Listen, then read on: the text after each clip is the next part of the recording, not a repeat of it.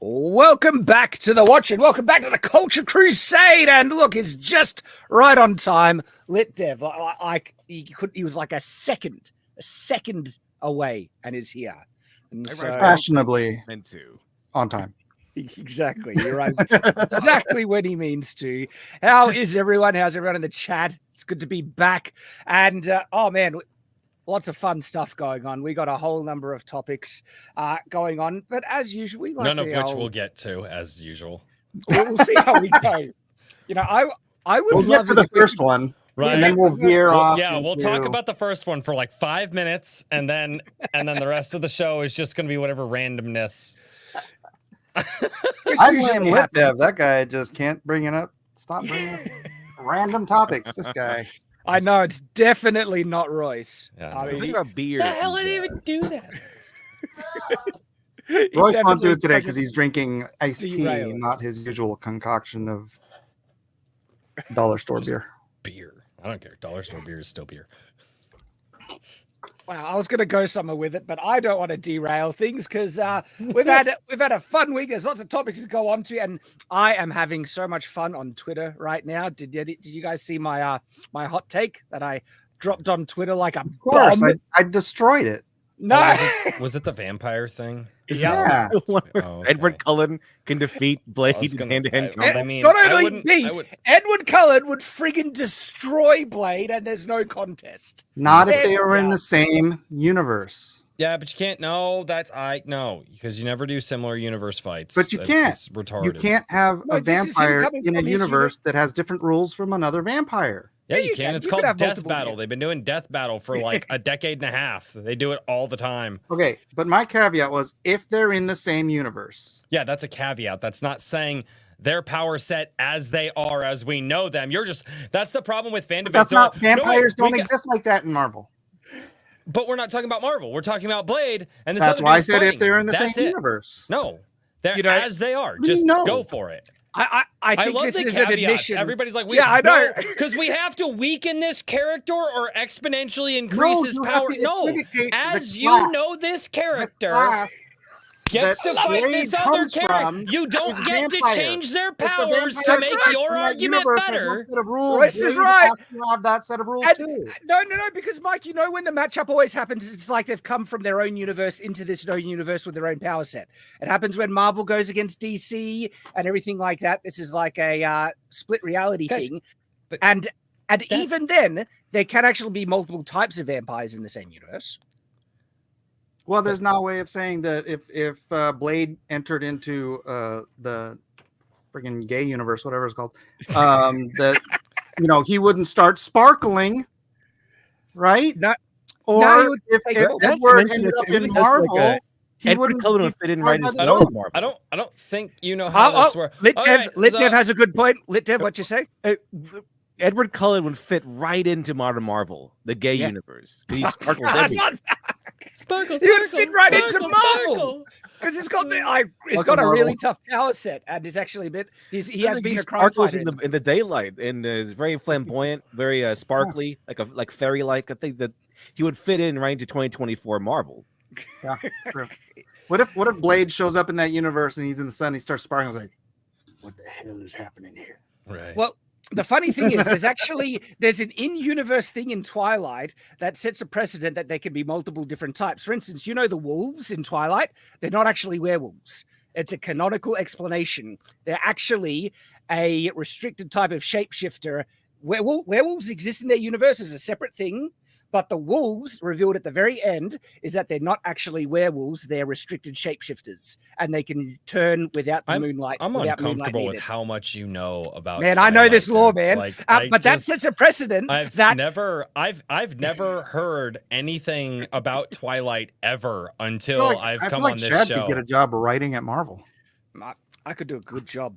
I just And so because the Twilight vampires don't have a lot of the traditional vampire things, and it could be that they're actually mistaken as vampires, and they're a different type of creature that requires blood to sustain themselves. And so that means when Blade comes in, he can keep his powers. He could be a different type of vampire, and then going head to head, just their power set. Edward destroys Blade. There's no contest. What if they're battling and during winter and they're both ice skating uphill? Ice skating up there. Oh, shit. Who wins then? Edward is fought in the winter and prevailed quite handily and is not affected by freezing temperatures at all. Where I think Blade, like the most freezing of freezing temperatures, wouldn't that still affect him? I think he's more resistant to it, but I don't know. well, anyway, Well, here's one theory I have about Blade specifically. That he's not actually a vampire; he's more like a Dampier. Yeah, he's half blood, and so, but all the strengths and other weaknesses. But the he's actually not as strong or fast as Edward as shown in the films, at least. And look, I'm just been dropping the truth bomb on Twitter. You know, don't shoot the messenger. This is the reality. But like, also, Blade uses guns. Oh, the guns bounce off Edward. He's as strong as granite. Okay, I don't know. Yeah, but he uses silver guns, which canonically kill vampires. Silver, they're immune to silver. Well, that's ridiculous. It sounds like this person just wrote an OP. But if it's the Marvel universe, wouldn't he have to follow the rules of the Marvel universe? No. Stop with that crap. You take the have you guys never seen Death Battle? Exactly. I did. You have to take them with their power sets and weaknesses as is. I did see Death Battle. It sucks. I mean, Death Battle isn't canon. Max. Neither are fan fights. What the? What, you think this crap we're talking about is canon? No. Can be. I would read a comic book of They had a comic book where they crossed over Batman fighting Elmer Fudd. Anything can happen. So this anything. Is the thing. Jesus. Edward is particularly tough because he can read his opponent's mind and therefore preempt what they're going to do because they have to think about what they're doing beforehand, and that gives him a massive edge, right? And then he could seduce a teenager. Well, no, this is the thing, right? Because the vampires are so tough, even Bella, because she becomes a vampire at the end, could beat Blade. And that's the even bigger. Yeah, that's the high schooler, right? Yeah, that's the girl in it, the main character. The high schooler with the 100, 200? How old is he? 200 years old? But they get married after. Yeah, we're just they get married after she's going out with. How old is she? 15? No. They get married well after she's 18. Oh yeah, he just has the hots for the. So he groomed her. Is what you're saying? Wow. He courted her, and he tried to reject her, and she that would wouldn't fly let in him a go. court of law.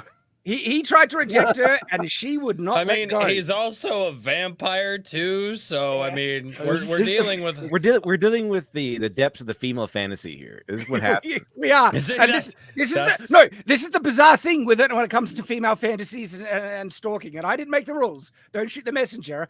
But the rule seems to be, as proven by countless female properties and stuff like that, stalking is okay if the guy is hot. That's actually what happens. I didn't create the rules. Don't shoot the messenger, but that's the rule. It seems there's something else that's interesting about it too. Is that this comes from my other female writers and things, because they write these stories for women. It doesn't matter if the guy's moral or not. He doesn't have to be moral at all. Morality is optional. Yeah, that was as long as he's a man of action and strong and handsome, that's good enough.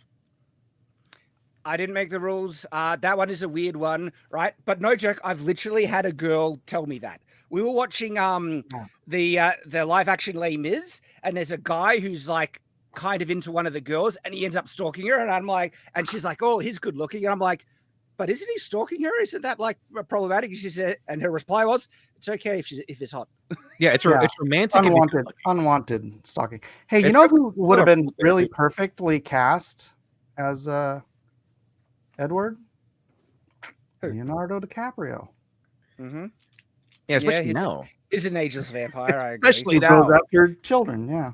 But then he would dump her as soon as she gets a little old. So that's true. What is it? His cutoff is like 24, 25. Yeah, it's like 25 or something like that. Yeah, so then, it's like, they hit 25.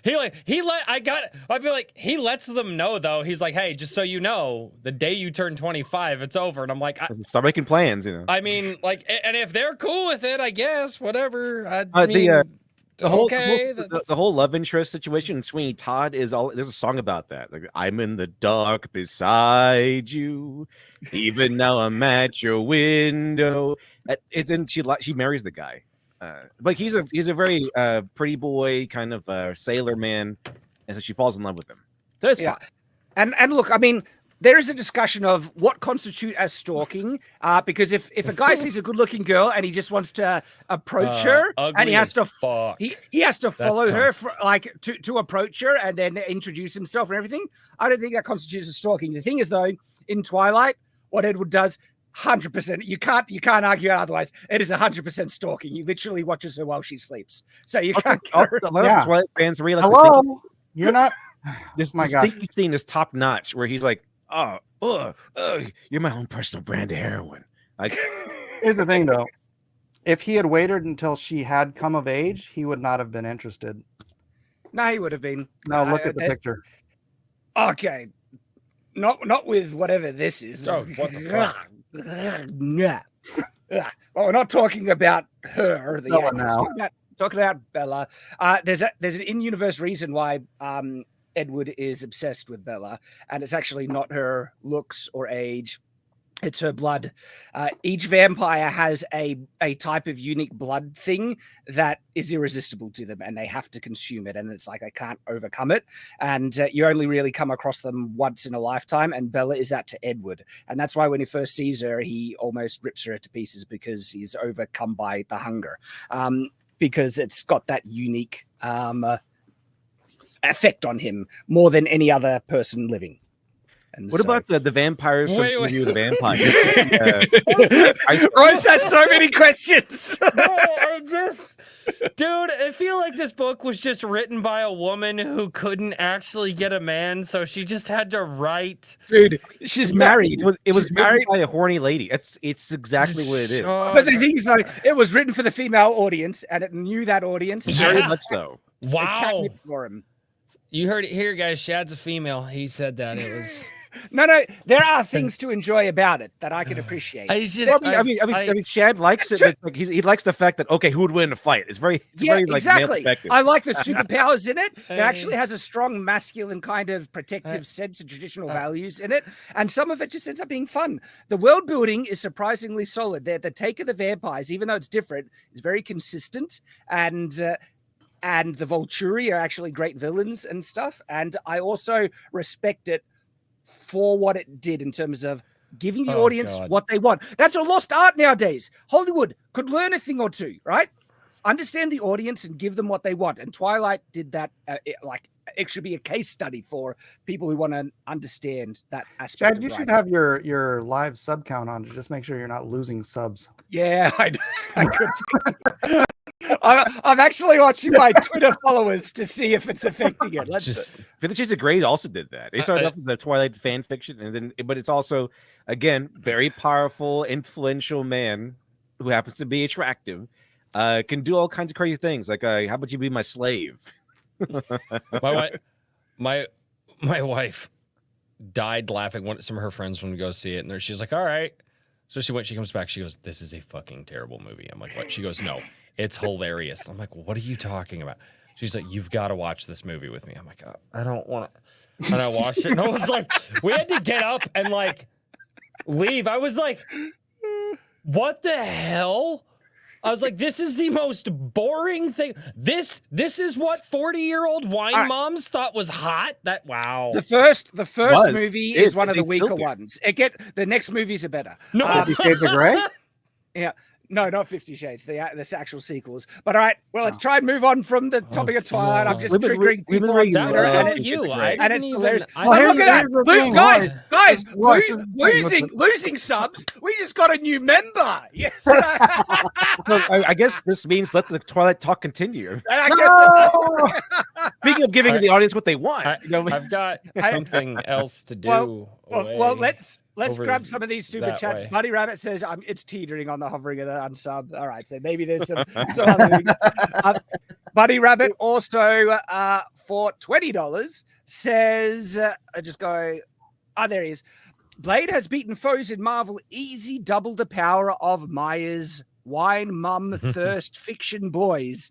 He's faced off against Marvel, Dracula, Doom, the Avengers, Ghost Rider, Wolverine. Edward would get clapped. I'm sorry if we're going into the caveat that he can beat really powerful foes with tactics and planning ahead of time. That means Edward gets that caveat as well, and his sister can literally read see the future, and he reads her mind and sees it at the same time. And so there's no tactic. Oh wait, or he gets to tag in the sister. Then Blade can tag in. If it's planning and using strategy ahead of time, his strategy would be to read his sister's thoughts. What about Blade tagging the rest of the Marvel Knights? He's not tagging in his sister. He's just hijacking her power. What if he tags in? If Blade can use a friggin' Apache helicopter to nuke someone, Edward can use his sister. That's gross. I'm just saying. All right. Thank you, though, Buddy Rabbit. Zachary Melvin, Game Master, $5 says, I believe that you guys would love this series. Is it wrong to pick up girls in a dungeon? It is a light novel. The anime is on season 5 in manga. And is that the name of the series? I believe. Is it wrong to pick up girls in a dungeon? Is the name? That sounds like nothing that I would watch. That sounds my people. I also heard it has nothing to do with picking up girls in a dungeon. Like the main character likes one girl. That's it. Okay. And Gunslinger 177 for 1999 says, if the Belmonts can beat Dracula in Castlevania, then Blade can figure out how to beat Edward. Look, I thank you for the super chat, but same caveat. If we're going with tactics and planning ahead of time, people are forgetting Edward can read people's minds. That's a game-changing, near win-all ability. And his sister can read the future. And all right, Blade gets to tag in Xavier. Blade is way cooler. Like, he has a lot of cool. See, that's what it comes down to. That's what it comes down to. It comes down to people's subjective because they think Blade is cooler. And look, sometimes in the story, Blade is cooler. Has a lot of power with it. Yeah, Crimson Law for $2 says, ask Royce about peanut butter. Royce, peanut butter. I don't even remember how the fuck that happened, and then my chat took it way too far last week. Lots of peanut butter. Dude, it was and then I made the mistake of opening my Discord, and there was still memes going. That was wild. I don't know how we got there, but last Wednesday was a little wild. What the hell just happened to your camera, Shad? There's a computer screen in front of it. There is. Hang on, we didn't complain about your moth. Hey, I can't get rid of the damn thing, dude. I've tried. MJ UK84, $2 says, come for Dragon Age, stay for Twilight. Look at this. The chat's loving it. Landstick. Wow. Yes, for $50, dude. Thank you very much. Keep the live streams coming. Hell yeah. Will do. I'm loving the live streams. And it's part of the kind of restructuring I've needed to do on Night's Watch, because Night's Watch I was making individual videos on the topics of the week. Well, now that's covered in the live stream. And so the content hasn't actually kind of changed in terms of covering the crazy things going on, but it's in a casual, fun hangout live stream now. And then I'm doing more kind of focused, scripted video content as well, which I think is giving people even more. And people seem to be liking that. Buddy Rap $5 says, Doom can scry the future. Ghost Rider is the wrath of God. Blade has beaten people with similar or superior mind reading or foresight and speed. Mind reading or foresight and speed. I would need to read it case by case, because it's on situation. Then how did he win? People have been trying to reference the movie. He beats a vampire god, and he only does it because he has a bullcrap, blood exploding thing. If he didn't have that blood thing that just luckily had it on him, he was screwed. There was no way he was going to beat that. He has things to make your blood explode. So I mean, that's a pretty good tool to have. Edward technically doesn't have blood or pumping blood. His heart is frozen, and his is basically rock or granite, and so that wouldn't actually work on him. They're not vampires then. He needs blood, but he doesn't have blood running through his veins. Parasite. They feel like aliens or something. Sparkly parasite. That's so weird. Oh, that's the funny thing. I feel like this woman didn't know what vampires were. Right? And then she's never read a book.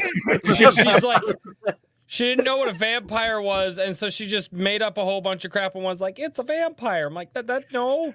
I mean, that's closer to like a golem or something. That's kind of actually but the thing is, though, a writer is allowed to make up what they want in their universe, and because the thing is, like, the whole vampire folklore is just folklore that evolved in story and stuff like that, and their actual real state is somewhat different. And like the whole assumption that they burst into fire in sunlight was the fact that they become sparkly, and it's shiny like a burning flame. But it's actually very consistent with its lore. Hey, Marksman of the 117B for 499 says, Shad, love your 40k vid. Thank you very much. I was over on Shadiversity. Question: would you be open to a stream with Legal Mindset and Archcast to discuss 40k weapons? He doesn't want to be a bother. Of course, I'll be open to that. Love them both. Super chat, go faster. Yeah, it's funny. My venomizing the 40k Space Marine. I think it cost me a couple subs. I guess they didn't like me saying that 40k was Dune fanfic. Oh, there's a hot take. That was very. Say, drop it on Twitter, Mike. The 40K have some balls and drop it on Twitter and see what the response is. Okay, here's the thing. I know there's decades of lore, but I didn't follow it, and so I went to go look up some. Dude, the lore is almost as old as you. Give me some concise stuff. It's no, pretty that's old, the original Warhammer. The original, not 40k. 40k is considerably younger. And so I just went to watch some videos on what the lore is for 40k, and I'm like, yeah, it's doing fanfic. A lot of lore. It didn't supposed to force heresy. Buddy Rabbit for $2 says, you and I are going to have it out over this, So I think that the Emperor of Man at his peak could probably beat Edward. Oh, there's a lot of characters that could beat Edward, just not Blade. That's my Blade would get bodied. He would get ripped to shreds, and there's no contest. What about Ghost Rider? I think Ghost Rider could be able to yeah, Phalo, I was born in 71, so I think Ghost Rider could be. Remember when 40K. I don't know Ghost Rider's power set. The more sins you commit, the worse his penance stare is. Potentially, because Edward feels like he is going to hell, that because he literally feels like he doesn't have a soul, and there's a lot of inwards focused guilt because of that. And if that would enhance Ghost Rider's power to kind of like make them feel horrible for everything that they did, Edward would feel bad about grooming Bella. And like just he doesn't feel bad about pretty that. Big sin. I don't think you have to feel bad about it. It's like you objectively committed a sin. I think Edward feels really bad about the people that, because when he first turned into a vampire, he wasn't a good, he only killed bad guys because he can read their thoughts and he knew if they were good or bad, but he still killed people and he feels like that was murder, even though they kind of deserved it. But he feels tremendous guilt over that. And if Ghost Rider's power would affect him more because of his guilt, that would destroy him. Yeah, he would be over. All right, see, I'm willing to admit, I'm not saying he's invincible. I'm just saying Blade has no freaking chance at all. He's done. The best way Edward Cullen could fight Ghost Rider is to convert to Christianity and go to confession. And then, and then he disarmed him. So what, he's going to become Angel? What? His guilt is somewhat mitigated at the end of Twilight when he has his daughter, because that makes him feel like that he might have a soul because, his daughter was created with, his love with Bella and stuff like that. And so it kind of depends which point in Edward you look at. MJ UK 84 for $2 says Shampires or Shadpires? Shadpires. I don't know what a Shadpire would be. Shadpire. I like Shadpire. I need to think about it. The Curse of the Shadpires. Oh, dude. And Anvik for $5 says Dragon Age, the dark fantasy wartime RPG, now looks like a Hollywood fashion show, and the selling point of consistency no longer matters. It looks so awful. It looks so bad. No, I want to do a redesign of it, but I don't know what to do for that. The one thing that a lot of people have to understand is the Bioware that made the original Dragon Age does not exist anymore. Hey, Royce, you can go into that. I'll be right back. I need to turn the aircon on. It's too warm in here, so I'll be back. Okay, yeah. No, I've been covering. He interrupted you to tell you. I know. Go on. He could have just left, and I would have kept going. No, I've actually been doing covering the Dragon Age stuff, talking with a lot of people, watching the conversation around it, seeing how people in like the political side of all of this, kind of like where we are. Obviously, we see the other side reacting to it. We see our side reacting to it, and then talking with normie gamers. And the general sentiment is it's not looking good, but the normies are putting it on the wish list to wait for reviews. So if for some reason YouTube channels that they follow and stuff like that review it well, it will probably sell decently. They've already lost like the 15% of the audience that's right-leaning political. They've changed the designs. Most of BioWare isn't there anymore. They're doing the thing with NVIDIA that NVIDIA does with like a lot of game releases to try to get their numbers up. They're offering it for free on the NVIDIA thing now. Again, there's a lot of conversation going on around. I've done 4 or 5 videos on it. Well, I want to jump on just something you said about the potential sales, because I think a lot more people get turned off by the insane woke pandering, even when they're not particularly conservative or right wing. Right wing. They're just getting sick of all the ugly females and the forced, woke crap being injected into them. That there's a much larger percentage in the consumer base that will just reject. And I will make the argument that I think a lot of people need it to be so overt that they can't see it as that. Like, again, it's got to be. I would say that a lot of the normies out there aren't on the trigger for it like we are. And again, talking with some friends of mine, they're just like, it doesn't look like Dragon Age, and I'm like, yeah, dude, it's got a lot of this stuff in it. They're like, I don't see it. Like the original Dragon Age, it was gritty. You got this blood everywhere. Oh, yeah. It's very slow. I'm playing Origins right now. At the Origins ones look like. The Origins is top notch, but as soon as they get to like Inquisition, which was all right to me, it's fine. It was so. I actually liked 2. Then they got worse. Veilguard looks horrendous. It looks like polished modern day crap with a fantasy brush on it. That's why I think it's going to do worse than just people who reject woke stuff, because it also looks like dog crap, as Lit Dev said. I think they have fully disenfranchised fans of the Dragon Age franchise because of the look and style that they've gone with, where Dragon Age was supposed to be a dark fantasy, and it's so bad that I played Inquisition, but I saw Veilguard, and I'm like, I'm not even going to try that. Not even going to try to see how it goes. I know what it's going to be. I know it's going to be terrible. I got turned off by the first trailer, which wasn't flooded with wokeness, just by the character designs and the tone. I was like, this feels like a modern Fortnite-esque kind of interpretation of Dragon Age, which is like, as a Dragon Age fan, it's tough. And here's another point too. So we're 10 days out, and on Steam right now, it is sitting at 21 in the top 100. I would make the argument that if in the first, because again, a lot of people are waiting for reviews. If in the first week this thing doesn't break up to 1 or 2, I don't think they've reported on the budgets at all. I would imagine the budget's fairly high. I will say this: I think a lot of people are getting it wrong. I don't think the game itself has been under full development for 9 years. That's how long it's been since the last game came out, 9-10 years. Because they still had Andromeda that came out after that. They still had Anthem that came out after that.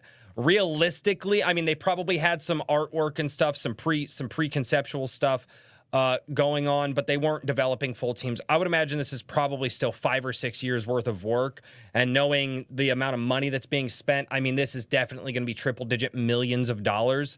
And also, they got rid of all of their talent. Don't forget that. The guys that wrote the guys that were there for Dragon Age Origins, the guys that were there for the first, for the Mass Effects, they're gone. They don't exist. That BioWare is gone. We're seeing a company that has had a massive turnover in their staff, and it's not the same at all. And I mean, it's the same thing that happened in the comic book world, right? They got rid of all the top paid guys because they were expensive and brought in all these kids that don't know what the fuck they're doing. See, that's the next part that I think is very significant as to how well this game will do, because on top of it just looking completely wrong for the tone and style of Dragon Age, that it doesn't feel like it's a Dragon Age game, the lore is missing, then you have all the woke crap that they are forcefully injecting into this by massive amounts.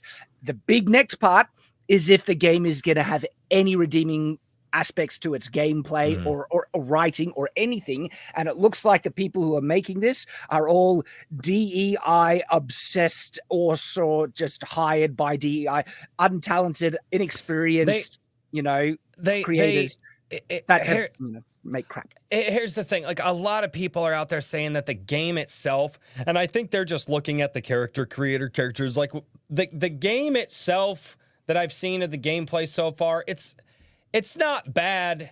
It's not. I don't think it looks. I don't horrible. know, trailers and so many people. I'm not talking about the trailers. I'm talking about the gameplay stuff that they've put out. Gameplay? I haven't seen the gameplay stuff. Yeah, they've put out a bunch of gameplay stuff. It's in the gameplay. It doesn't look terrible. It definitely looks different than Dragon Age for sure, but it doesn't look terrible.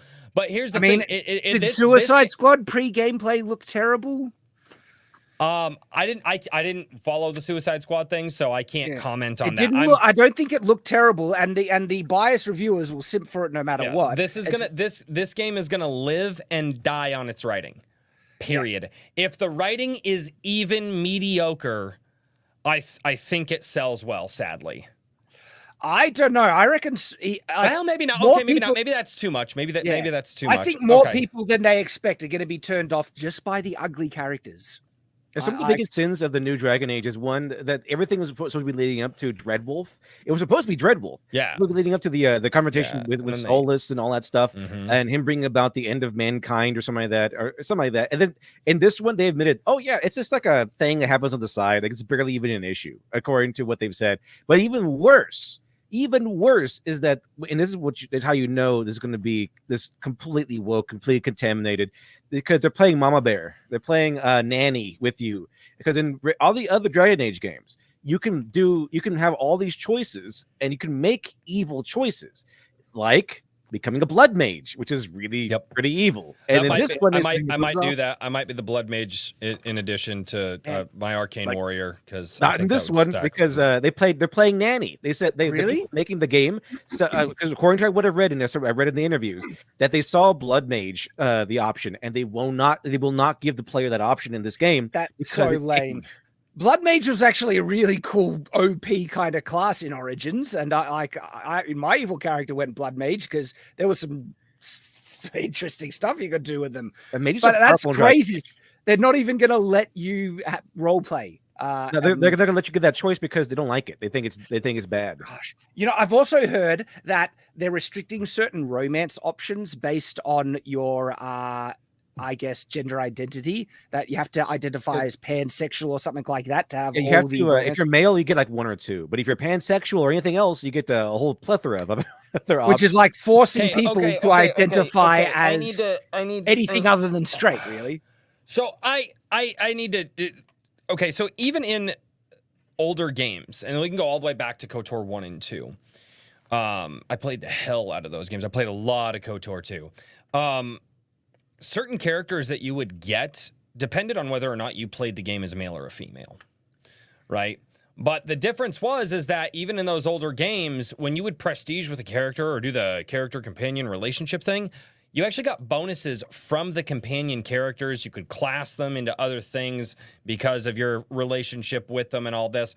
In modern gaming, it's gone from a character companion system to just a relationship system that really doesn't provide you with any sort of mechanical benefits in the game at all. And I think as modern day gaming is concerned, that's the worst thing that we can do. I don't mind if we want to add in like a relationship system, but they've substituted that in, or a romance system. They've substituted that in place of being able to build a relationship with your characters as like battle partners and being able to like prestige them into a different class and stuff like that. And again, they've taken the mechanical aspect out of it, and they've just done this. Oh, but the character writing and it's so good, and this, that, and the other thing. Like, but they've removed so much of what gamers really loved, which was mechanics, gameplay mechanics, right? Like, I didn't ever care about getting a good relationship with my characters because I wanted to waste fucking 20 hours of my life. I did it because it provided a mechanical benefit in the game. Well, in terms of how good is it going to be, Grums has this tweet that he shares in regards to some leaks about Dragon Age Veilguard. And he says, Dragon Age Veilguard leak. Worst fears confirmed, and it's much worse than we think. He even says this is the end of Bioware. It's like, but here's the thing: is most people have been saying that already because they've all right. Well, he comes with some receipts. Anthem. This is they've had some big fails. But all right, so whoever this is, person gets the scoop in the interview with a game tester who reveals all. all age rumors from testing in 2023 build highlights. Game is super woke, pronouns in your face. All right. That'll turn a lot of people off, but not necessarily everyone. Quinari companion literally introduces themselves with immersion-breaking language. I identify myself as non-binary. Romances were and still may be gender locked unless you choose a pronoun other than he, him. You must be pansexual or we are restricted to 2 romance options.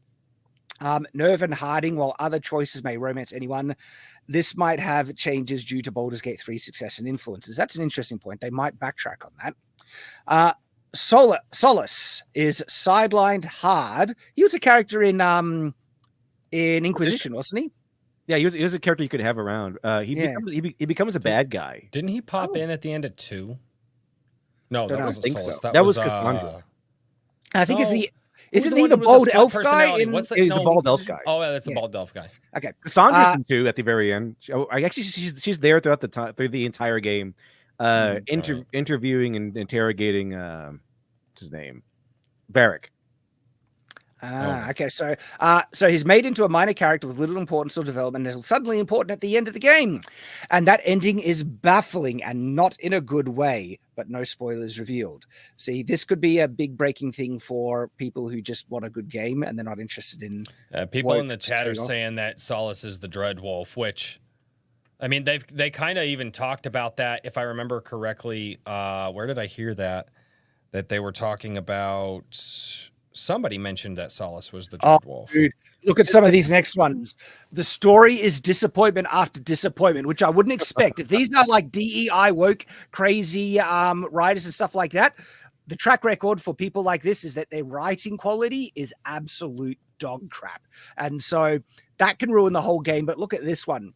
Facial animation is Andromeda all over again. Oh no, my face is tired. Well, because EA, dude. Okay, I will put this. I'll put this one, not necessarily even on BioWare. I'll put this one on EA. EA will not let them use anything but the Frostbite engine, and the Frostbite engine was designed for first-person shooter with twitch mechanics in mind, not for third-person or over-the-shoulder camera action. It was not designed for that. And they switched over to it for Andromeda. They wanted to keep it, obviously, for Anthem, which Anthem was a different one. But the developers just could not, and EA just not going to let them use anything other than Frostbite. So they've had to spend 3 games now figuring out the Frostbite engine. And it sounds like if this is true, they're not. They still haven't figured it out. Yeah, that's like inexcusable. Andromeda was just so bad that if they have this in it, no, it's done. It's dead. But it continues. Inquisitor and Inquisition is corrupt and may not be of any help even if you didn't disband it. Choices don't matter. It's Mass Effect 3 again. Man, the Inquisitors were awesome. Rook sideline, backstory wasted, just a guy in a bar, very much diminished. Tested feedback ignored. Okay. Boss said, it's very good feedback, but I can't send it to them, the devs. It's very good, but basically you can't talk about how the woke stuff is making the game worse. It's not something that's you can kind talk of weird about, even if it's it's a little weird. Running. Because that tells me like maybe the guy who said that knows that this is bad, but he can't say anything to the devs because there'll be a PR disaster. Yes, but also, you know what? Like invested in this. It's like he also knows that the devs aren't going to change it, even if the feedback is horrendous, because it's not about making money for them. It's a point of activism. You know, yeah. They're going to listen to anybody but themselves. Mm-hmm. And I know this guy is probably not woke because he says, "Oh, it is good." He admits it's good feedback. Because a woke person would say, "Oh, this is bigotry. This is racism." Mm-hmm. A normal person would say, "Yeah, it's really good feedback." Unfortunately, I can't give it to the devs because they'll throw a tantrum, they'll wet their diapers, and we'll have a PR disaster all over our hands and poop, lots of poop. Oh man, that's such a bad sign. Grey Warden Davrin, a newcomer who never finished his training, gets to influence and make important decisions for the Grey Warden solely because he is a person of color, gets to decide everything. The segment of gameplay. What does that mean? He never finished his training. I mean, finishing the training means that you drink the dark spawn blood. but maybe he drank it before he was worthy of it to get it. Well, yeah, but how not- though? Because usually that's kept pretty top secret in the... Well, I Because he's a person of color. Get over it. the segment of gameplay in the Fade is boring walking simulator with just some fetch quest completely wasted opportunity. Dude, the segment of the Fade in Dragon Age Origins where you have to fight through the Fade, that's full on, man. And that's annoying because I'm sorry, no, that was fucking terrible. Are you kidding me? You got to get into the lore of the Fade and the demons, and it was great. Horrible. That is the worst part about that game. That is, it's not hard. It's just you want to do it once. No, you want to do it once, and then you skip it later on but the first experience is great. I told my buddy about. I literally was like, hey guys, like I'm going through Dragon Age Origins because I missed it back in the day, and I want to play all these games. And I originally started because before everything was coming out about Veilguard, I was like, all right, if Veilguard does good, I want to try to catch up. And then when it comes out, play that. And then I was like, oh, well, not doing that. But anyway, I've told my Discord, I was like, yeah, I'm playing Dragon Age Origins right now. And they're like, oh, yeah, we're sorry about that one mission. And I was like, I already played the Fade. And they're like, dude.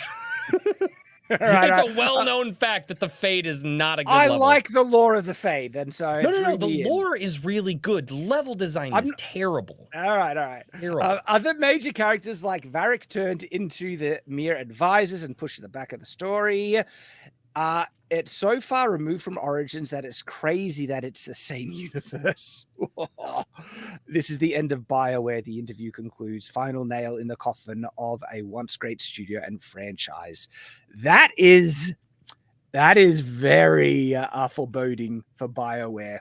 If it's true. Boy. If it's true. I mean, it seems to be in line with everything else Bioware has been releasing, with how off the rails they've gone and how much people have left the company.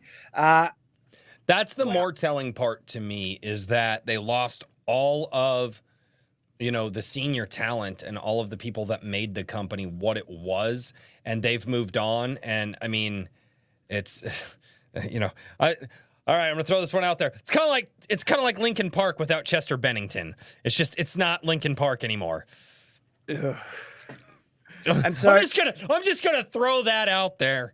Well, Lincoln and I were talking about what the game devs' responses are to feedback before. Look at what shares here. Oh yeah, I saw. So the former lead writer for Dragon Age doubles down on gamer hate, calling everyone chuds and animals. That makes sense.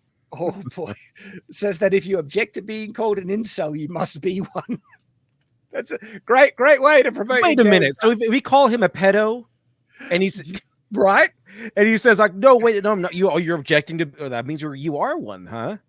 I bet you're voting for Biden too, which also, or you were. I bet you he hates Trump and this thinks that Trump's a white supremacist, and probably has the usual checkbox opinions, Holy crap! No, I saw this. Is this so up until they? Is this true? Hang on, Gator was a writer for Baldur's Gate 2. It's possible, yeah. It's possible. A lot of these guys were. A lot of these guys kind of run around that circle for a long time. But I mean, obviously, a lot of remember how just politically insane people went in 2016, especially in the U.S. David Gator was the guy who actually rejected a Twilight style fan fiction. That's something made by a woman made by Dragon Age, where she had her warden fall in love with Sten. And it's very graphic, romantic entanglement, like internal organs bleeding and stuff like that, and just gaping wounds. So, and then he's like, "No, I'm not going to publish this. Stop asking me." So she went ahead and published it on Amazon, changing a few things around so it'll be legally distinct. But back then, he said no to that. Probably today, he'd be like, "Yeah, go ahead. We'll publish it for you." So, and the current Veilguard writing staff supports him and his views as detailed in my past posts. It's going to be an interesting launch for Bioware. Yeah. Look, this game deserves to just bomb and just die. I have a feeling it will. I could be wrong. All right. They might get some legs, but it's not a lot of signs. There are a lot of signs. Like, yes. Here's the thing. I was kind of like, all right, maybe just wait for review until they started firing out on Twitter. If they would have just shut up until the game release, I was willing to give them benefit of the doubt until they started, firebombing on Twitter. And at that point, I was like, all right, you guys are kind of telling on yourself with this stuff. If you would just been quiet about it, it's really the only reason I'm willing to give the new Ghost of Yote game a chance, because when everybody came out and started saying, oh, they got rid of Jin Sakai, it's, Ghost of Wokushima now, I was like, but the developer didn't say anything and hasn't said anything and hasn't started attacking the fans. If they do, you're telling on yourself. But again, and like up until I saw them going after people, it was a week and a half ago when they started tweeting. That's a good point. Like, I genuinely feel if the devs start attacking the fan base, and this goes just outside of gaming across the board, movies, anything, directors, actors, if they start attacking the fan base, that is done. Yeah. Write them off. They do not deserve your money, attention. Even if it's not woke. Yeah. Like, if they attack fans. Who are you to yell at your potential customers? Mm-hmm. Dude, we're not asking for your money. You're asking for ours. Like, who are you to say anything? What's kind of amusing in this instance is that I looked at Veilguard on Steam, and one of the top gamer tags it has on there LGBTQ plus. Which Baldur's Gate 3 does not have that tag. It's like, and Baldur's Gate 3 has a lot of gay stuff in it. Has a lot of gay stuff in it, but they don't have that tag. By choice, characters had the ability to choose to. Yeah, you can be non-binary. You can have a grotesque body where you have a male body and a vagina. It's like you can have all that stuff, but the tag of LGBTQ plus is not in there. I just checked it. Because the game is so substantial and has so many other things going on, it doesn't need to have that tag to be attractive. But Veilguard does. You do have a lot of options to just ignore and avoid. I just had somebody change my mind on Baldur's Gate 3 because I'd watched some reviews in the past and looked up some other things, and I realized that a lot of the stuff was just out there and people were just throwing bad shade at it because they could. And I talked with I actually did a debate on Saturday night about it, and they were like, no, dude. I was like, wow, it sounds like I'm wrong, because it sounds like the storytelling was there, sounds like character writing was there, sounds like questing was there. It's awesome. Don't be fooled. The dev team is very woke, but they haven't attacked the fans or people who aren't woke. But there's been some the interesting thing about them too is that because they're from is it Belgium? They're from Belgium. And Belgium is pretty notorious, like in their laws, to do all the DEI stuff in their laws. But they moved their studios. They opened up their studios in Malaysia. So now they're developing games out of their Malaysian studios and not their Belgian studios, which I kind of think is interesting there, because that would explain why there wasn't as much. This is raising an interesting argument. Is Baldur's Gate 3 insanely woke, right? Kind of, yeah, a little bit. I can kind of see it from that perspective, yet at the same time, there's a lot of stuff that isn't forced that you can't avoid, all right? And a lot of like the really, really woke stuff that I'll call it is when it's in your face and you got no choice about it. There is stuff in there that I think is very woke. Don't get me wrong. They don't really shove it down your throat that much. So wait. What are we talking about? Are we talking about pushing a message to change society? Like, because that's when I say woke, that's what I mean by. Or do you guys just mean like gay stuff? They don't do that in Baldur's Gate 3. Okay, then I wouldn't call it woke. Like, if it's got gay characters and diverse characters and stuff like that, that's not woke. I'm sorry, it's just not. It's not. If it's trying to push a message to try and alter the trajectory of society to make up for all of our white guilt and shit, like it's cultural Marxism, it's absolutely woke. If it's not doing that, then storytelling comes first in Baldur's Gate 3. If like it just there's no like thing where like, oh, you know how they have that whole segment like Spider-Man or whatever, you get to play like this gay blind girl or something for no reason. They don't have that.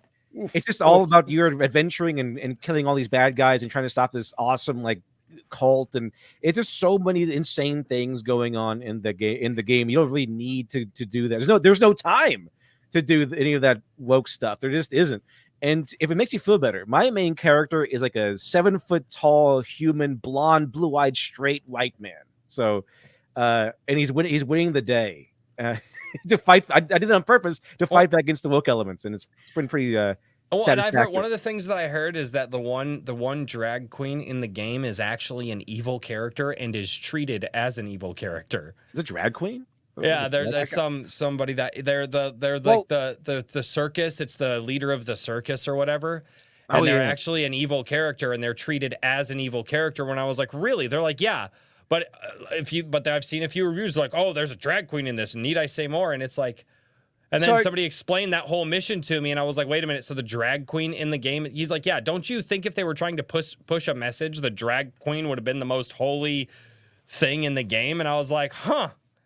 See, because this is what's interesting. Like, there is arguments to either end, but I do think that people who are trying to oppose this shouldn't be thinking that the mere presence of a gay character means something is woke. It depends how it's done. House of the Dragon, season 1, right, has a gay character in it that is essential to the plot and is handled quite well, honestly. And there's a lot of positive kind of traditional elements about a father needs to look after his family and other things like that in House of the Dragon. And there are things I don't like, but I wouldn't call it it made to be propagandistic, woke, agenda-filled nonsense. Like a lot of things look to be like Dragon Age Veilguard, where you can That really looks like woke nonsense. Yeah. It looks Exactly. like, again, It's it looks like they're going to difference. push the message that this is what society needs to be. Society needs to move away from, what we've been. We need to move away from, morality and values and standards like that. We need, and again, and we also need to apologize for, how we've kept all these minorities down in the past. Again, it's cultural Marxism. And if it's pushing that, but I've met a lot of people that just say, oh, if there's gay people in it, it's woke. I'm like, that's not what it is. I honestly, I've been saying this. People need to stop using the word woke. It has. Oh no, I think it's a very powerful word. That left it's hate lost, dude. because it encapsulates. No, they don't. So well. Shad, they're the ones that came up with it. I know, and we told you to use reappropriated it. and it was great.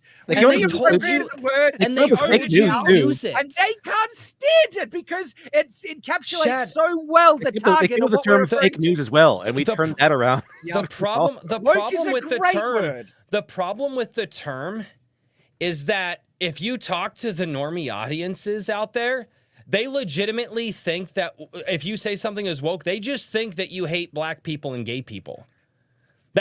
It is a bad term. No, because dude, I see bullshit. more. Dude, I I see talk more with people I see more people online or turning like you around talk to them in real life. in Like- real life, even that they're Yeah. coming around to understand that woke means subversive, leftist, Yeah, ideology. I have the same experience as Shad. Normal people are saying, "Oh, it's woke. I don't want to see that. Yeah. They don't They're like starting woke." to catch- yeah. I also They're want to point out starting that to Baldur's Gate 3 is also a really good game because they did something that Veilguard notably won't. Baldur's Gate 3 listened to fan feedback For like 3 years. immensely. For like 3 Immensely. years. Like this, they just took all that stuff in and they play tested it. They got Yeah. feedback.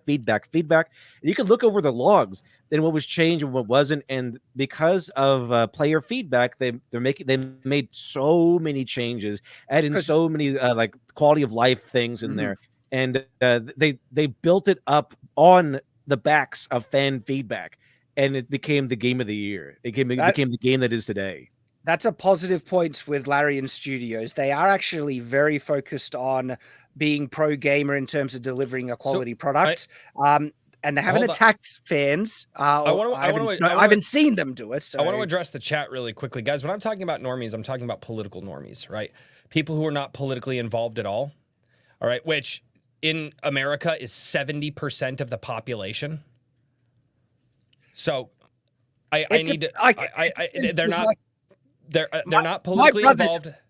They don't want to get politically involved. Again, a lot of people, when you say that stuff, like I have had to take the time more often than not to actually explain what this means. And they're like, oh, I just thought they're like, oh, I just thought you had a problem with the gay stuff in it. I'm like, dude, really?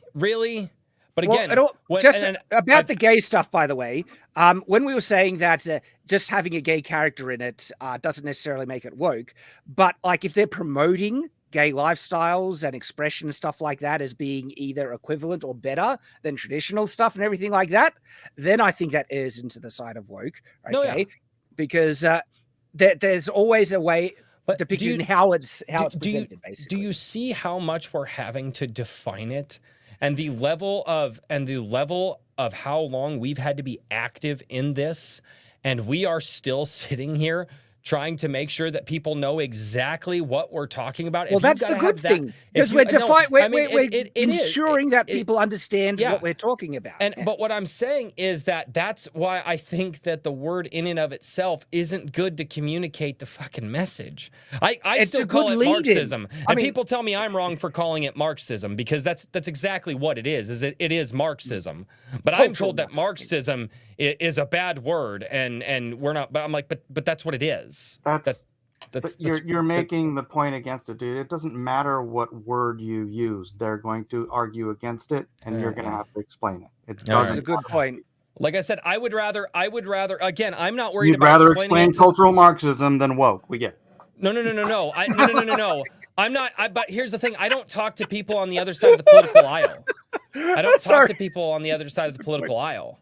Because here's the thing: when people go, when I talk with people in my day-to-day life, and they get on the woke stuff, they're like, "Yeah, I don't really know what it means." I was like, "You know what Marxism is?" They're like, "Oh yeah, I learned about that. Yeah, I learned about that when I was younger." I'm like, "Okay, that's what it is." And they go, "Oh," and I'm like, all right, gentlemen, let's grab some of the super chats. We've got a couple to quickly catch up on before we continue either on this topic or move to many topics, because things are happening this week. But we have Anvek for $5 says, Dragon Age, the dark fantasy wartime RPG, now looks like a Hollywood fashion show, and their selling point of consistency no longer matters. Yeah, it looks awful. Marksman of 117B for $4.99 says 40K is the man's wet dream of fighting a final stand with your brothers in arms against the forces of evil while standard bellows above you, while a standard bellows above you based. Yeah, like 40K is so masculine, right? Well, you've heard what they're doing recently to it, right?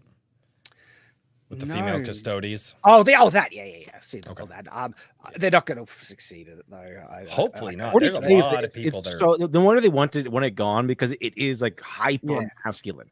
That is a franchise made for men. Like really, there are like three or four factions in Warhammer 40K that are all female factions and have damn near been there since the Sisters of Battle. There's a couple more, but the problem is that they're not the mascots. They're not the mascots, so it's not good enough. Right? Space Marines. I think in the Sisters of Battle are like the only people that are actually liked by the common people in the Imperium, because they're actually nurturing. They're awesome. They can fight really well, but they're also very nurturing and loving. So when a normal person from the Imperium see a Space Marine, they're afraid of Space Marine. Oh, we're dead. They're probably going to kill us. They do not like Space Marines. The average person in the Imperium does not like Space Marines. They're afraid of them. They think they're awful, evil. And they're going to kill them. They don't see anything as any one of them as special or precious anyway. Sisters of Battle, when they come in, they love to see Sisters of Battle, because Sisters of Battle will take care of them. They'll nurture them. They'll bring them back to health. So really, if you really, what better representation of women can there be in this universe than Sisters of Battle? Because people actually like them. People in the universe do not like Space Marines. There you go. I did not know that. Anvek for $2 says, remove all the weird shoulder pads. Is that referring to like 40K? No, like shoulder pads like 75% of the reason why you like. Yeah, those shoulders are great. Maybe he's referring to, I don't know, something in Veilguard. Sorry, we was actually missed thinking context. about doing a redesign on 40K Space Marines. All right, so that nobody guy for awesome. That nobody guy for $10 says, loved your Wheel of Time breakdowns. Thank you very much. Very cathartic. I'm so bummed we'll likely never get a faithful big budget adaptation after Amazon's train wreck. Yeah, man. It's is anyone else on the panel a Wheel of Time fan? Gentlemen? Just me? Love Wheel of Time. And yeah, I'm so bummed. Gosh. And there's actually some news about the showrunner for the Wheel of Time adaptation, Rafe Judkins. Okay. He was going to be the showrunner for the God of War adaptation, but not anymore. Booted. Thank friggin' goodness. It's like development on the live action God of War series will now be starting over from scratch. Thank gosh. Rafe Judkins has left the project. That requires an applause. Royce. Starting over? Oh, thank goodness. left the project after completing multiple scripts. The studio wants to move in a different creative direction despite praising previous scripts. That's cope. I bet they didn't cope. Oh, wait, so like from now on, like the next game will be another direction. It seems like they are starting over. I'm like, oh boy. I mean, God of War, whoever's developing this thing, you have no idea the bullet you just dodged by removing Rafe Judkins from that project. He is maybe Kratos will shave. Huh? Maybe Kratos is going to shave, and he's going to go through like a midlife crisis and like get like a biker outfit. It'd be kind of fun. Like, seriously, what he did to Wheel of Time is damn near unforgivable. I cannot believe it. And Rafe Judkins is the guy that said in response to, look, he said he was getting death threats. I'm not sure. He didn't give the receipts, but it's clearly this is his mentality to any criticism. And his response to it is like, hey, how do you deal with it? He says his response was, it's easy to deal with these guys. The way you get back at them is make their favorite characters gay. He was the one who said that. All right. And so that's his mentality. He will destroy, bastardize works that, properties written by other people, right? He is not the creator of Wheel of Time. He will bastardize it just out of spite. And that's why their stuff usually sucks, because they're not writing things out of passion or a storytelling idea. They're doing things to spite you, and spite is not really something to build a story on. So even if they do succeed in making us angry, even if that works out, one, they're the ones stuck with a multi-million-dollar bill. I'm just the guy who's been annoyed for 2 seconds, and two, their story will suffer. Their creation will suffer, and it's not going to have anything substance to latch onto, because it wasn't built from passion. It was built from spite, and spite is poison. Mm-hmm.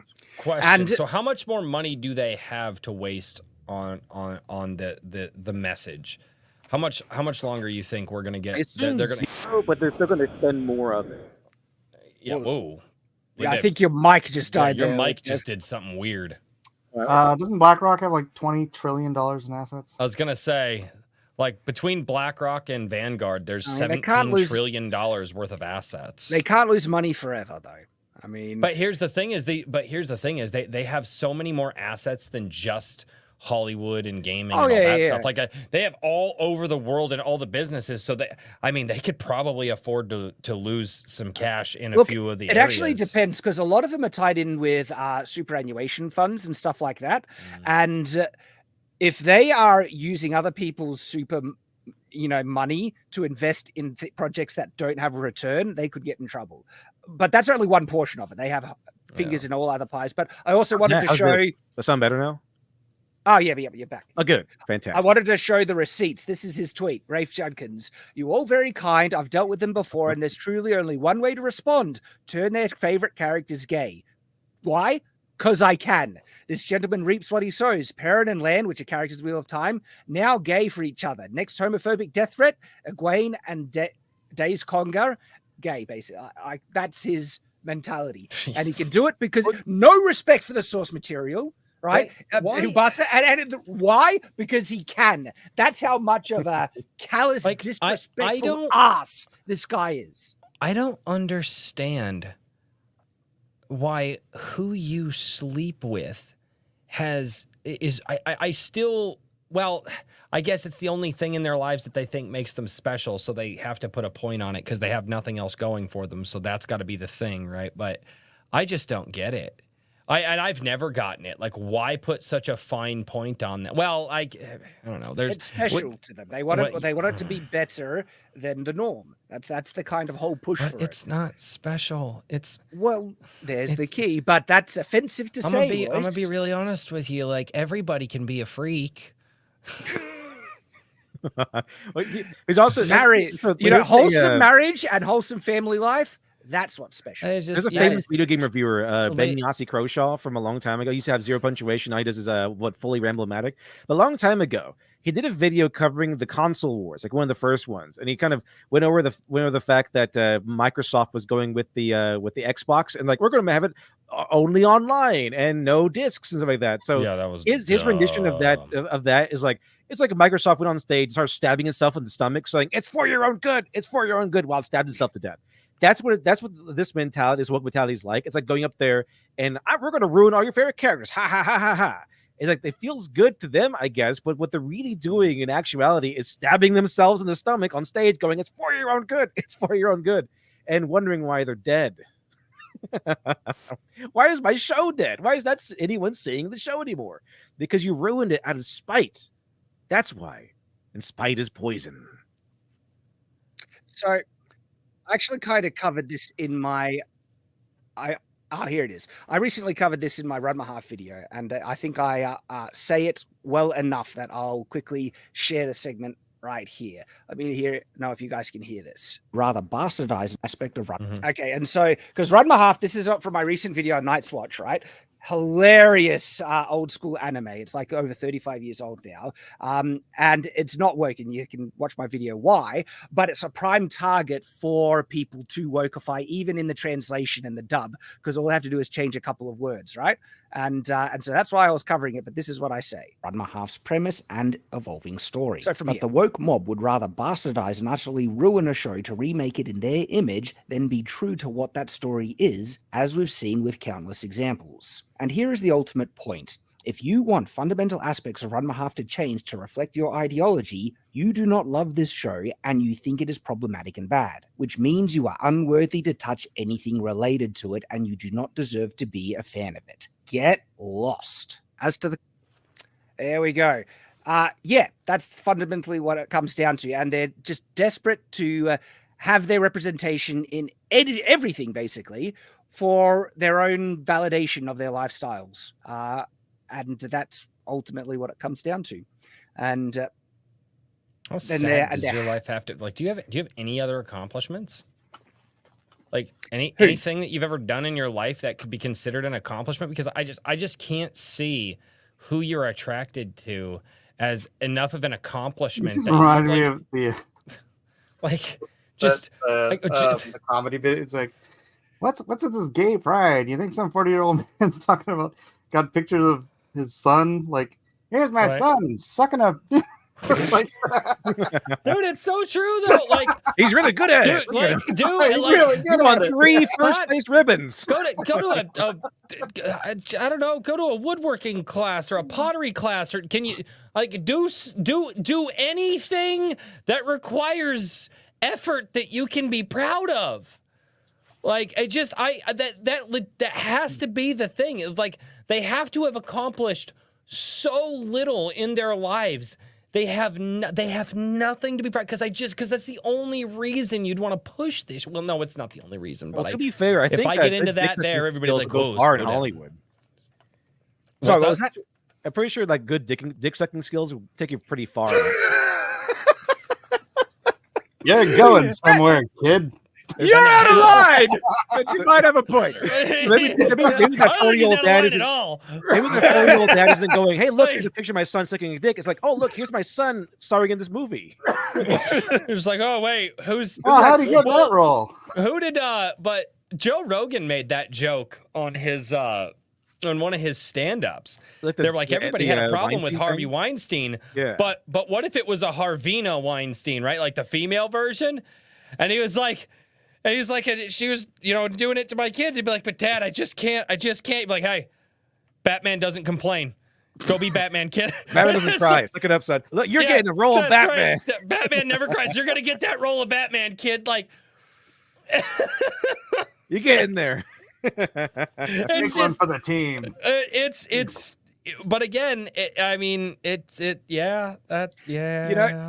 All of this conversation came from the Wheel of Time tweet from that nobody guy. So thank you for that super chat. That nobody guy, not a tweet, but the tangents that we can get springboarded off to is hilarious. Oh man. Okay, so Anvik for $5 says the UI and companion commands has been a point of concern. I'm assuming this is talking about Veilguard.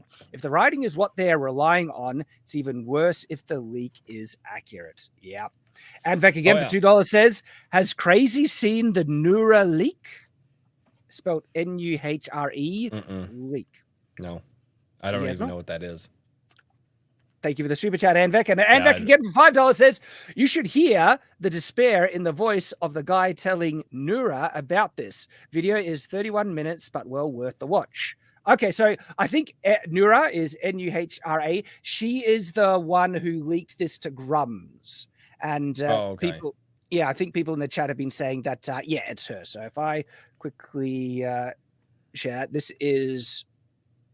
I think it's her right there, but the one that did the leak, and they're saying that she has some good videos, and so people, I don't know, I've never heard of her before, but if she's worth checking out, go and check her out. So then we also have Scarfy the Strange for $5 says, as if we care about romance options, when did RPGs become glorified dating sims? Okay, here's the thing. Baldur's Gate 2 kind of launched it all. Baldur's Gate 2 was one of the... I guess it wasn't the first one that had romanceable companions. But in the... Baldur's Gate 2 was way before Dragon Age Origins. Oh, okay, I guess I was just saying. Oh, yeah, it was, wasn't it? Oh, yeah. And they were one of the first Western games that I was aware of that had romanceable companions, and they're actually pretty well written, and people really, really got into it, and that kind of kicked Bioware off, doing that in most of the RPGs as a result. And so I don't think it's necessarily Patient Zero. I think Japan was doing dating sims, but in terms of in RPGs, Baldur's Gate 2, that's where a lot of it began. And it's not necessarily bad, but when it does overtake everything, like you're playing the game just to, try and see one of the digital fake companions get naked, it's like, look, there are other ways to satisfy that. You don't need it in. One of my favorite versions of a companion system was in KOTOR 2. It does really enrich like when you have companions, it does enrich companion relationships to be able to explore some of this stuff in role-playing games. So. Like I said, one of my favorites was KOTOR 2. It just and again, like I described earlier, you kind of got something out of it. You got to class characters up into Jedi, and then all of a sudden, you had you just had a team full of Jedi running around screwing stuff up, and like that's why I liked it as much, is because there was actually a mechanical purpose in the game to explore the friendships and the romances with the characters in KOTOR 2. Like, it wasn't just, I just wasted all this time and it barely adds much more story. Awesome. So Mike Burns arranged acid and then it cuts off. For $5 says, Nura broke the story about Veilguard gameplay. Check out her channel. You'll want to have her on FNT. She's beyond funny. There we go. Big recommendation for Nura. Check her out. And I can mention that to Gary. See what happens in the future. Thank you for the super chat. Buddy Rap for $2 says, and just like Chester, Bioware is tying the noose. Just like Chester. I don't know that reference. Someone who tied a noose, I'm guessing. But thank you, Buddy Rabbit. Infini Ryu for 5 NZD says, at Scarfy, romance has always been a part of RPGs. It depends how far. Like, I don't think there was much romance in Baldur's Gate 1 from memory. He continues, it helps to build characters. The issue is it's just becoming smut for themselves, their target audience. It is becoming smut. They're going a bit far with it, I reckon.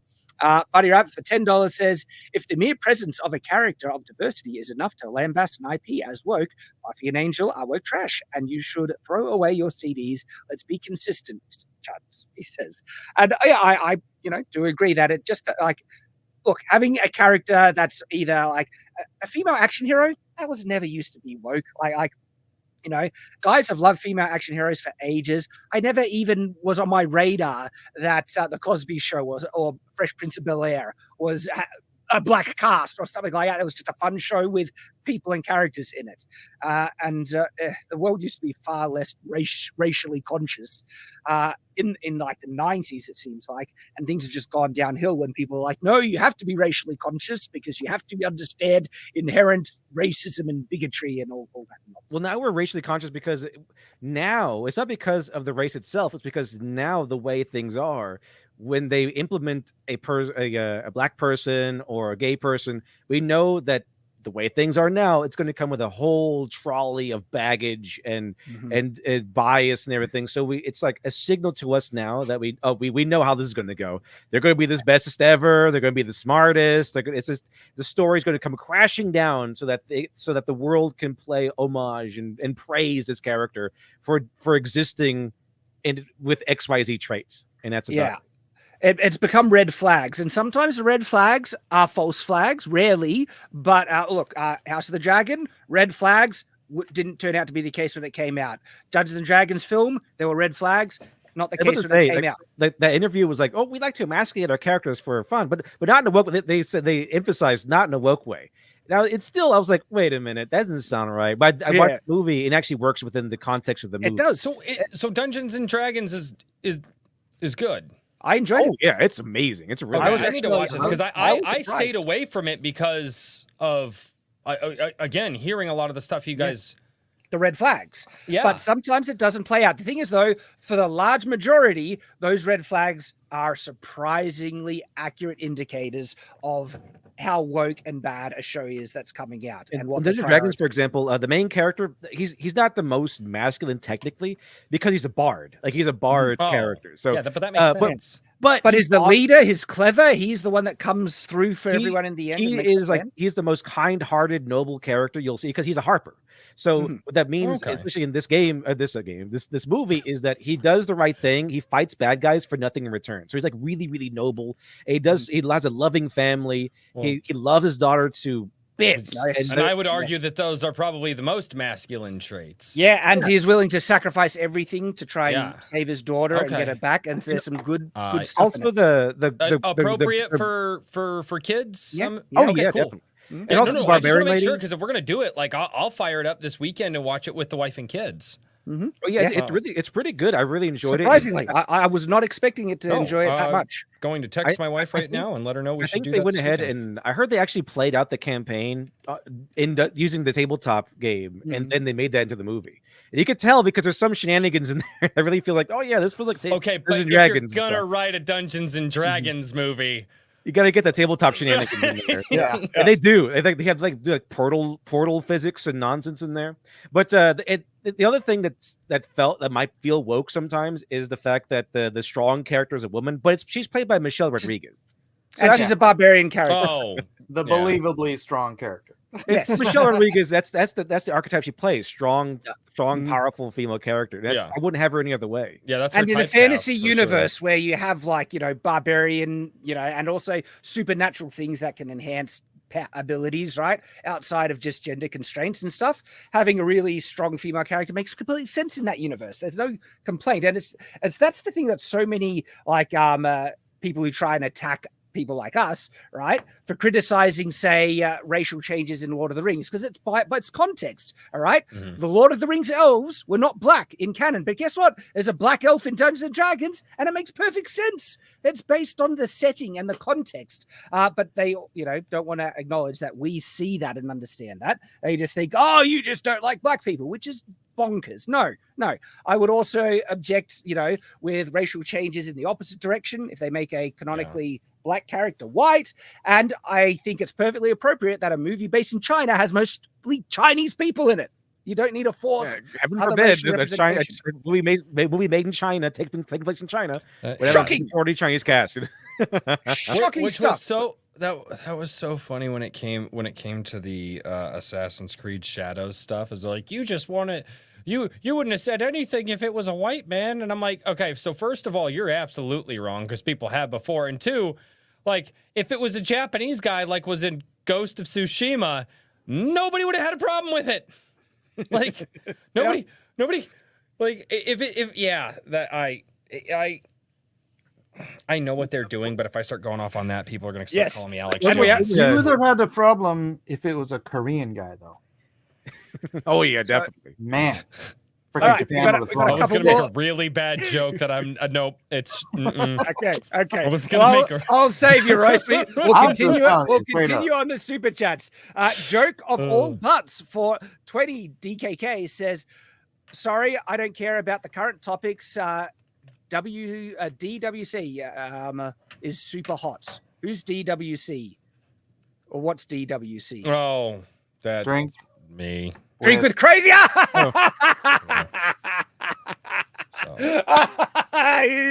Look, he's blushing. That's why Buddy we Rabbit. bring him on the show.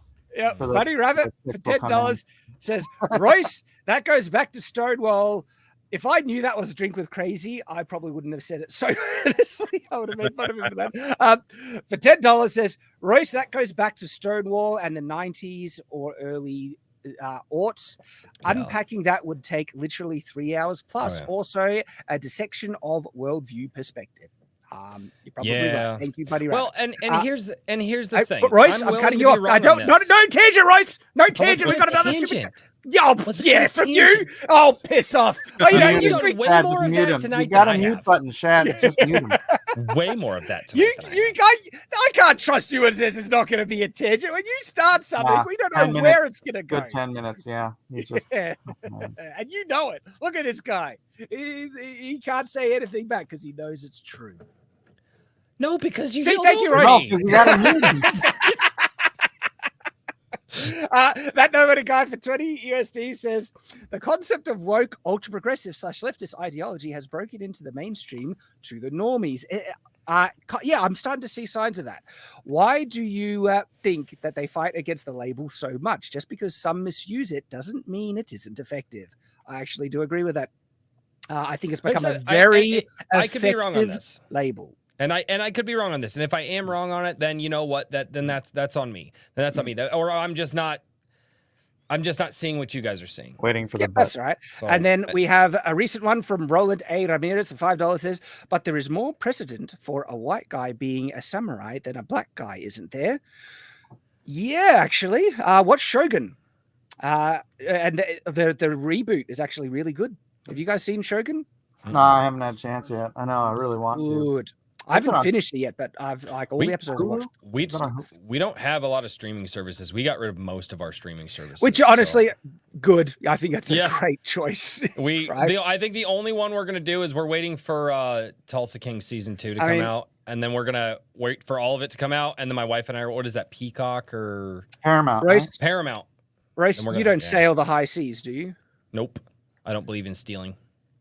I mean, that's a complex topic. Not really. Complex topic. Buying if- a movie online Because doesn't if you mean already own it. it, if you already own it physically and you want a digital version, I think that's fine.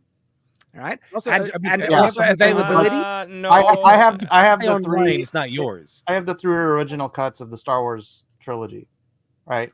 But they don't make them available. But I have them on VHS, Uh-huh. but they're not available on any other Yeah. format, right? I have them on my computer because I bought them several times in different VHS formats. Right. I was like, whatever. All right, gentlemen, new topic. Have you seen much of what's happening with this gem here, Unknown Awakening? Yeah, I watched a couple videos on that. I've only barely heard of this. So, So I heard they complain playing that all you people complain about DEI and people being ruined this game. Like, fantastic. All right. So yes, Well, I know. no, Is that hold on. really? We Aren't did? I saw one video covering it, and the guy was basically like, "Yeah, the gameplay looks ridiculously boring, and it looks The like they sunk a gameplay, lot yeah. of." He's I like, watched another there's guy, nothing he's like, special to this. He's like, no wonder It's it fun failed. for like 10 minutes, and then you're just doing the same thing over and over again. Wokish W types really like boring stuff. They really like it. The more boring it is, and the more that nothing happens, they think they love that stuff. They think it like if the more boring something is, the more deep and intellectual it is. Well, the funny thing is, like, they do the thing again where they take, and she's not the most beautiful woman in the world, the actress, The but they actress, take the the actress. actress, And and make they, her so ugly. yeah, They make her worse. why do they do this? I mean, like Lara Croft, right? They use Haley Atwell, and they're like, oh, let's cut her boobs off and make her gay. When the backlash was happening with Stella Blade, all right, about it's so sex and stuff like that, they used the promo images of I'm trying to find my bookmark. It'll take too long to go back, but they showed the promo images of this character as the comparison, and I want to go back through my bookmarks and find them because some of them are funny. What was the game supposed to be about? Because even the channel that I was watching cover it was like, yeah, there was really nothing there. He didn't have anything to say other than it looks really boring. It looks like they didn't know what the hell they were doing. They didn't give they didn't give a reason to anybody to buy the game. And I will say this, politics in any form is not a good reason to buy a game. Again, for like 70% of the American population. If you put even heavy right-wing stuff in games, I've seen people get just as pissed at that as Have you they not do. seen the Alex Jones side-scrolling shooter game? Oh, I beat it. Somebody played that. Yes, do I have it? I beat it. Somebody played. It's an hour. Who did I watch play that? Lit Dev. Because I played it. I streamed it. No, I know it was it Jeremy from the Quartering? Did he do that? I don't remember who it was. Oh, Concord all over you. Oh my god, yeah. Well, and again, look at a lot of the games that just have absolutely crushed it this year. It's all these games that they said single player games are dying. They're not going to do good anymore. They were saying that, oh, well, you can't make games for less than X amount of dollars. And there have been multiple of those this year that have absolutely crushed it and killed it. Games that, they can't just be the biggest, most open world thing ever. Absolutely crushing. Like Space Marine 2 is a blast. I'm playing that with my buddy. Again, it's really funny is that all this wisdom they've been screeching about for the last 10 years that the gaming industry has moved beyond. Funny reason, it's performing really well this year. It's almost, I was watching this other guy the other day. He's like, it's kind of funny. It's almost like gamers haven't changed. We still like the same stuff today, and even the younger generations like the same stuff today that we did when we were playing it in high school. Shocking stuff. And we see the image of the character, right? And do you think that's the type of character that male gamers are going to be really interested in playing? Mm-mm. She has a face. I don't think anyone's interested in playing that because women don't like playing these ugly characters either. That's true. I know. That was one of the funniest comments. Do you guys watch Bellular News at all? He covers more of the business side of gaming. When Concord failed, he just dropped the biggest because they don't get into any of the political stuff like we do at all. And the funny thing is he goes, I have a lot of LGBTQ friends, and he goes, the funny thing is they like attractive people too. Yeah. When he was talking about Concord, and he just straight up said, I was like, wow.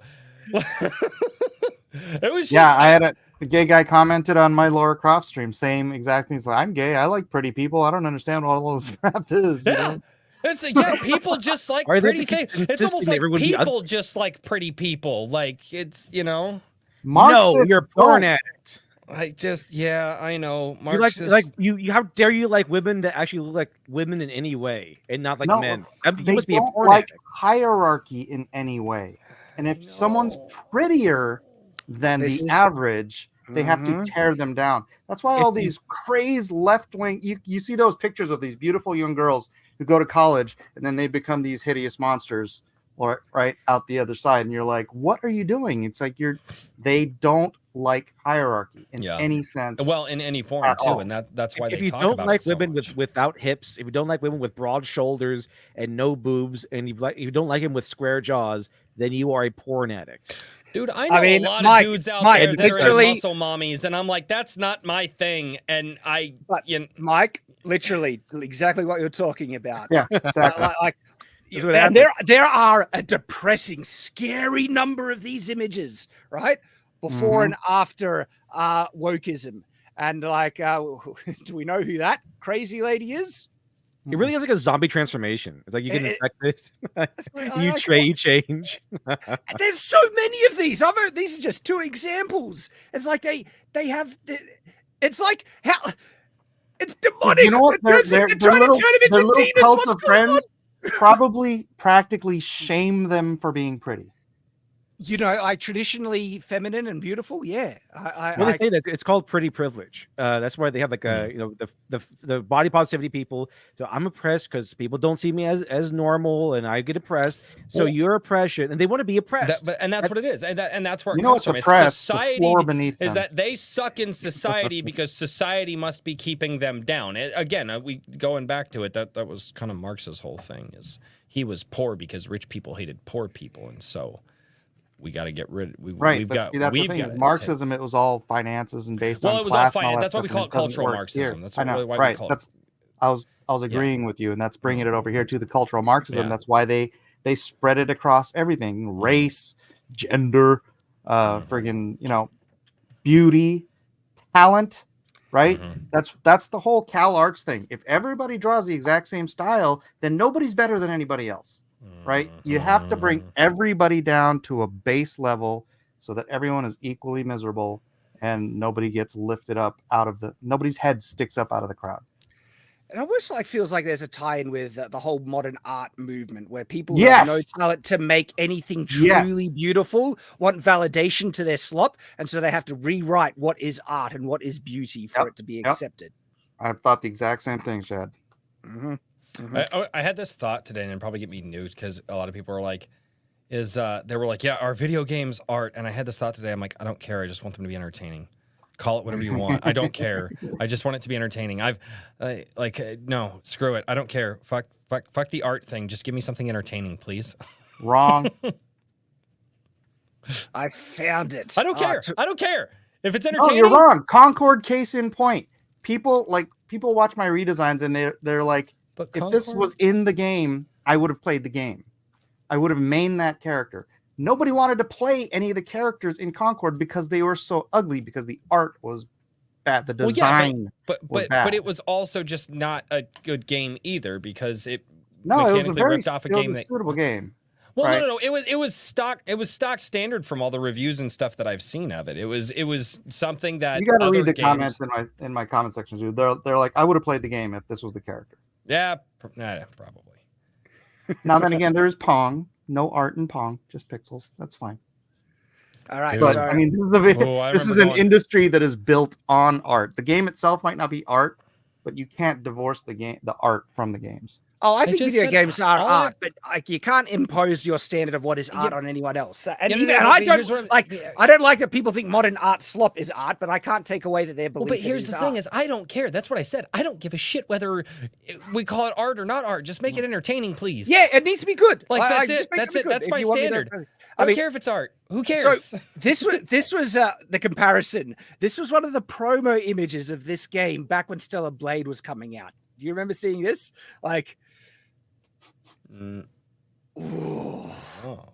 Gosh, because there was Grums was covering it. Let's see, here's all Grums, and so it's Reflector Entertainment spurred out on the rumors banning non-belts to the users since they were accused of being a Sweet Baby Inc. game, and this is the one that's out right now. Unknown Awakening, and everyone, and so they were spurging out, banning heaps of people, 99% people from their forum, for accusing them of being connected to Sweet Baby Inc.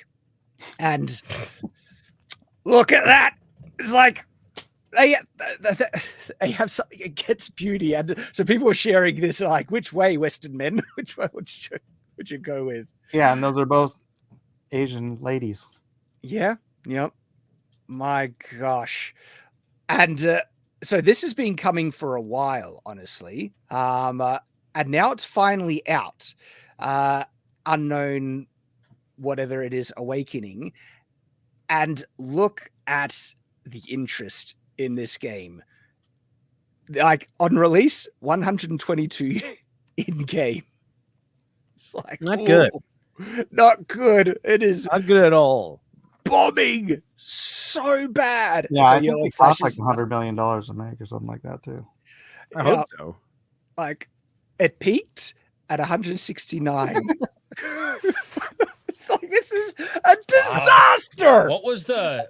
Do we know what the what was the development cost? I think it's high. I think it's in very high, over 100 million. I hope it was $20 trillion. And so Savvy says, why isn't the target audience turning up? We've got single player group stories. We've got big name backed PvP.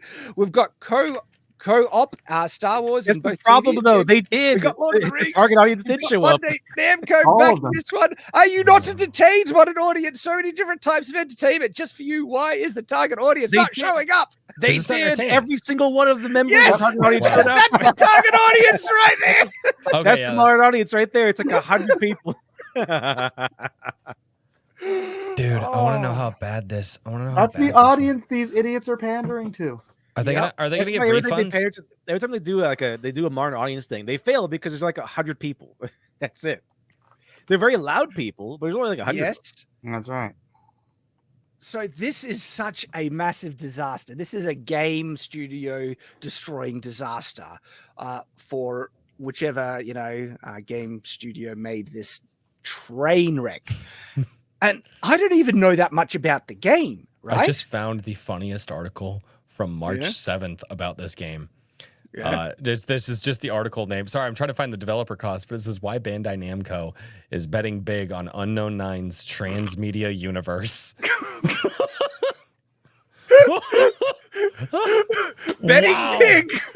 Jeez. That's Oh. from gamesindustry.biz. I've read a few of their articles there. Bandai Namco. Oh, they're firing a lot of people too. Hang on. Don't they make Soul Calibur? I think they're also are they You also idiots! behind What have the you new done? Dragon Ball Z Sparking Zero? Aren't they behind that as well? Bandai. Who was the developer for Sparking Zero? Am I wrong on that? I thought they were. Speaking of games, though, and like hating on women as the left likes to do, have you heard that? You heard the Yeah. correct, argument that, Sparking like, Zero. if, Yeah, they're behind Sparking Zero too. Damn. Holy crap. Like Bandai Namco. They Wow. make Soul Calibur. What are Yeah. you doing, you fools? Oh, Soul dude. Calibur's amazing. I like Soul I Calibur. love Soul Dude, old Calibur. school Soul Calibur was fun. I was I gonna like ask him to- Yoshimitsu and Mitsurugi. Those are my friends. Those are my guys. Yeah, and oh, Siegfried. I haven't love the played a lot of Soul creator. Calibur, but I I played have I made played some with so my many buddies. custom characters with Soul Calibur ever since they introduced character creator, and it has some of them have great character creators. I've even made myself in the recent Soul Calibur, like Shadiversity, my armor and stuff, because you can do custom textures and stuff they can pick. Sort. Oh, man. There we go. But Bandai Namco, what are you doing? This could destroy them. Maybe they'll That's not survive, good. but like That's if not they good. survive, Well, this should be the biggest lesson for them. Like, Well, if they do they're not firing learn people. from You this- heard that, right? No, I haven't. Yeah, Like, so they- no, Bandai Namco. Let me, give me a second here. Yeah, Bandai Namco, in the last few weeks, just announced a bunch of layoffs, if I remember correctly. I know. I want to make one point. I don't know how it is nowadays, but when I was working in the video game industry 25 years ago, they would hire people, and then when they were done with their portion of the game, you're off. Yeah, that is a good It's point. like, It look, was we're always going to gig spend work. another 2 years on this. We don't need you anymore. It's like we're not going to pay you a salary for the next 2 years. You know. Man, I want to find a video where I've made myself in Soul Calibur. Oh, It's on okay. Hey, Shadiversity 10 hours somewhere. ago from Bounding into Comics. Here, let me share this with you guys. No, don't give me updates. Oh, God, I hate when they do that crap. There we go. Do you want to share it? Yeah. I was just getting to it. I'm closing all these freaking ads. That's what was taking me so long. No, here, stupid ads. Bandai Namco denies using notorious expulsion rooms to pressure Japanese employees to quit. So that's what they were. That was the rumor, that they were trying to pressure people to quit so that way they can do the. One of Japan's largest video games developers has come under fire following allegations that it's using controversial practices known as expulsion rooms. I can't read that. That's Japanese. To pressure employees into quitting voluntarily. While layoffs in nations such as the United States are typically straightforward, Japan's strict labor laws have made companies like Bandai Namco turn to alternative methods to reduce their workforce. So this is all speculation here too. But this is what's been going on. And again, they just released Sparking Zero. And Sparking Zero had like in the early release, in the 3 days before everybody, it had 100,000 players concurrent on Steam, and it wasn't even fully out yet. Like, yeah, this is wild. I didn't realize that Bandai was okay. I got to get off this freaking website. This is All right. holy crap. This is bad. The ads are horrible. Anyway, I didn't realize they were behind that unknown whatever unknown Yeah. 9. Holy I mean, crap! Sparking Zero seems to be doing well, so maybe it won't destroy them. But if they do not learn from this disaster of Unknown Awakening, they're retards. They're completely lost the plot. This should this should teach them how toxic and radioactive woke crap is. Here's what this tells me is that BlackRock and Vanguard and companies like that got to Japan years ago. And a lot of us probably didn't see it because it takes 4 or 5 years, 6 years, 7 years of development before the stuff. So Japan is already, so I would say that Japan's probably going to start releasing about another 5 to 6 years worth of garbage. Maybe. I think that some of them might try internship with the really visible disasters that have happened recently, because this is sending a message. Right? It's starting. It's starting. I just want to share, like, this is Soul Calibur, right? Oh, that's cool. And this is I haven't played Soul Calibur. This is me referencing it. This is me referencing the character creator for what I was hoping that they would give us in Dragon Age 2.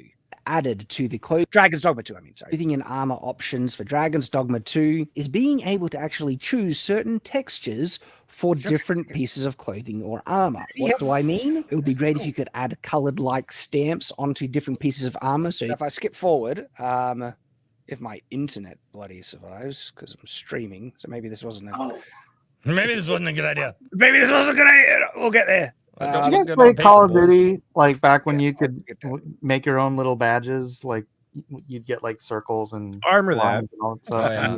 Well, you could do that Dude, back in Halo 2 I as actually well. made Nacho Libre into a sticker. Oh, that's funny. Cool. No, you could do that in Halo 2 as well, dude. Like that was just the thing. Like you were able to put like they had a bunch of different symbols that you could choose from, but you could color match them however you want and stuff like that. It was really cool. That was really cool. I didn't play COD back in the day because I was a Halo guy. So I played a lot. The first COD multiplayer I ever played was Call of Duty 2019 because my friends wanted. I made myself in Soul Calibur. That actually looks pretty. That actually looks pretty decent. I freaking love character creators. Wow, Shad's Shad. VTuber art. art. Wow. Hey, Shad, yeah, that's a very. There's a female version. But you don't wear those shorts on screen, Dad. I'm showing this because you have to do very creative with their textures to get them to onto the right character. But anyway, Shad's wearing those right now. You just can't see because you see. But hey, that's a fetching character design right there. So there we go. Oh wow, that's wild. Well, now I'm kind Soul Calibur. I've had so much fun with them, and I love the character creators. Mamiversity. Sorry. What do they? Would that be called? Is that Shadiversity Chan or Shad Chan? Is that the name you give to the? I have no idea. Look, it ain't sir, it's ma'am. Got it. No, I actually think having a female mascot, but for Shadiversity might be fun, where she can be my the character that sells the merch and be my mascot and things. Could be fun because everyone likes girls with swords, cute girls with swords. Hey, Crush Globalist has a JC from Deus Ex. That's the game I was working on 25 years ago. Oh, hey. Wow. That's cool. I was the first concept artist. So, guys, have you seen this one? This is in regards to the Unknown Nine Awakening. I saw this. We're Team Hate. Hate wins again. Yeah, it's us. So funny. I don't hate. like. It's. I can't. I don't. Bigotry and racism have won. I hope you are happy. All the hate and racism have destroyed the hopes and dreams of a small dev who just wanted to share a great story and adventures with all of us. But now that won't be possible because you wanted to cause chaos and watch the world burn. On into the chaos. Dude, I didn't even hear about this game until like those hopes a and couple dreams of are days delicious, ago. man. I love them. Wow. I threw those hopes and dreams in my air fryer. They're delicious. Air fried food is pretty good, dude. It's pretty good. I like making jerky out of it personally. Oh, dude. You just want chaos and want to watch the world burn. We're as bad as the Joker to these people. Yeah. You did this. Don't forget it. I don't. All Like, the get what you deserve. bandwagoning and the SBI hate for what? This game did nothing wrong. Well, you're wrong there. The game did a lot wrong by not giving the audience what they want. Like fundamentally, you know, Make a maybe good don't put- make a good No, game. no People one play it. knows if it did anything wrong or not because thanks to us, no one's going to play it. Yeah, like Okay, it's funny because these kind of things, there's nothing wrong with the game they made in the sense that if you were making a game because you have like a little passion project and you want to go do your own thing and you want it to be in a niche market to serve a certain group of people Yeah. because it's Yeah, what you want to do. But when you're a business spending hundreds of millions of dollars trying to turn profits, selling millions of games, you can't do that. It doesn't work. You know, you can't make, you know, some little podunk little, you know, art house game No. for the masses. It doesn't work. It'll never No. work. You guys are freaking retarded. I don't get oh man, couldn't let this game have a female dressed like a decent person despite having so many games with your generic that half costume is naked terrible. and unrealistic Korean tune. It's like no, I doubt it was actually her outfit. It was her face. They made that like we've seen the pictures. That character looks and get the some of the actual screenshot- actress. Hold on, I'm gonna try to find the actress because the actress is not. She's I mean, not it looks kind of like her. That looks I like think her ugly somebody sister. said the actress was Yennefer in the Witcher, yeah. in the Witcher show. Yeah. And I don't think she was a great casting for Yennefer, of course, but she's an attractive woman, but they uglified her in the game massively so. And it's like, don't you get it? People's jobs are at stake. Look, they're not entitled to Then a do job. a better fucking It's job. slop. No, if Then they do make a better it job. slop- You know what? If you can't make something that makes money, maybe you just shouldn't have that job. That I'm was sorry. the argument, the with entitlement of that of- statement is insane. It's like people are entitled to that job even if they worked make really hard crap. on it. But they worked really hard on it. You should. They don't give a fuck. This is That's, the actress. that's exactly what I said when they got fired from Cowboy Bebop live action. I was like, if you do, that's the history of the world. If you do a bad job, you deserve to lose it. That's Shocking. that's said. Dude, the games industry needs to have more layoffs. They just do. They just do. And here's the thing: if you're designing a character, if you're caricaturizing a character, you're not doing a one-on-one. Always go for better looking. The games industry Just just a note, Im- okay? Improve, not make worse. Unless you're trying to turn her into Shrek on purpose, go the other direction. You know, Compare that to this. right? I was like, what? What are they smoking? Gosh. But you're right. Like, if you're going to be making a game, make it even more idealistic and attractive because people like looking at beautiful people, both men and women. Right? Shocking, isn't it? But that's offensive because most of the people who are working on these things probably are not as attractive and they want to feel validated in their appearance. You must find me beautiful. People would like look at the sunset and be like, man, I wish I could find a way to make that ugly. And one of the only ways I can see their logic is that if they've they're done that. ugly It's called and they grimdark. want to be validated and believe that they're beautiful, so therefore you must find that character ugly because that means you will find me attractive because I'm ugly. And it's like, that's not how it works. And by the way, there's a lot, even people who are not as blessed as other people can do to make themselves more appealing and attractive. All right. You know, go to the gym, make yourself be a decent person, make yourself a nicer person. Go on a carnivore and that diet. will make you appear more attractive. Okay. But no, there's like, I am perfect the way I am, and you must validate and accept me. Otherwise, you're a bigot. That's the mentality these days. So that's just wild. Yeah. It's like, don't you get it? People's jobs are at stake, even if they make slop. The biggest thing that these people need to understand is that everybody in the world has so much more to worry about than them. It's like, well, you need to validate me. No, I don't. And you know why? Because I don't care about you at all. Like, I don't. I'm sorry. Even a game that I really, really, really like, I don't care about the people who made it. I just don't. I care about the thing that I got, whether I had a good time with it, and I run with it. And like, Also, he used the wrong steak. Did he? Oh, well, there you go. That's Dave. Shame on.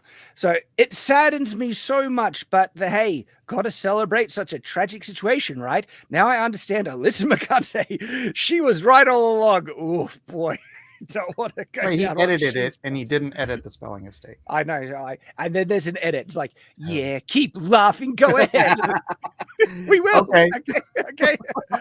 When Square stops making games of PC, look, even if Square, we don't get another Soul Calibur, they get what they deserve. Okay. If they are going to go down this path, that means they're going to ruin Soul Calibur as well. And I do not want to see a Soul Calibur made by this Bandai Namco drowning in crap like that. Okay, Why not? Let they go. would just ruin and I mean, bastardize it. I'd rather never okay. get another Soul So- Calibur again. Here is the only good thing out of any of this, and it's something that's bothered me for so freaking long.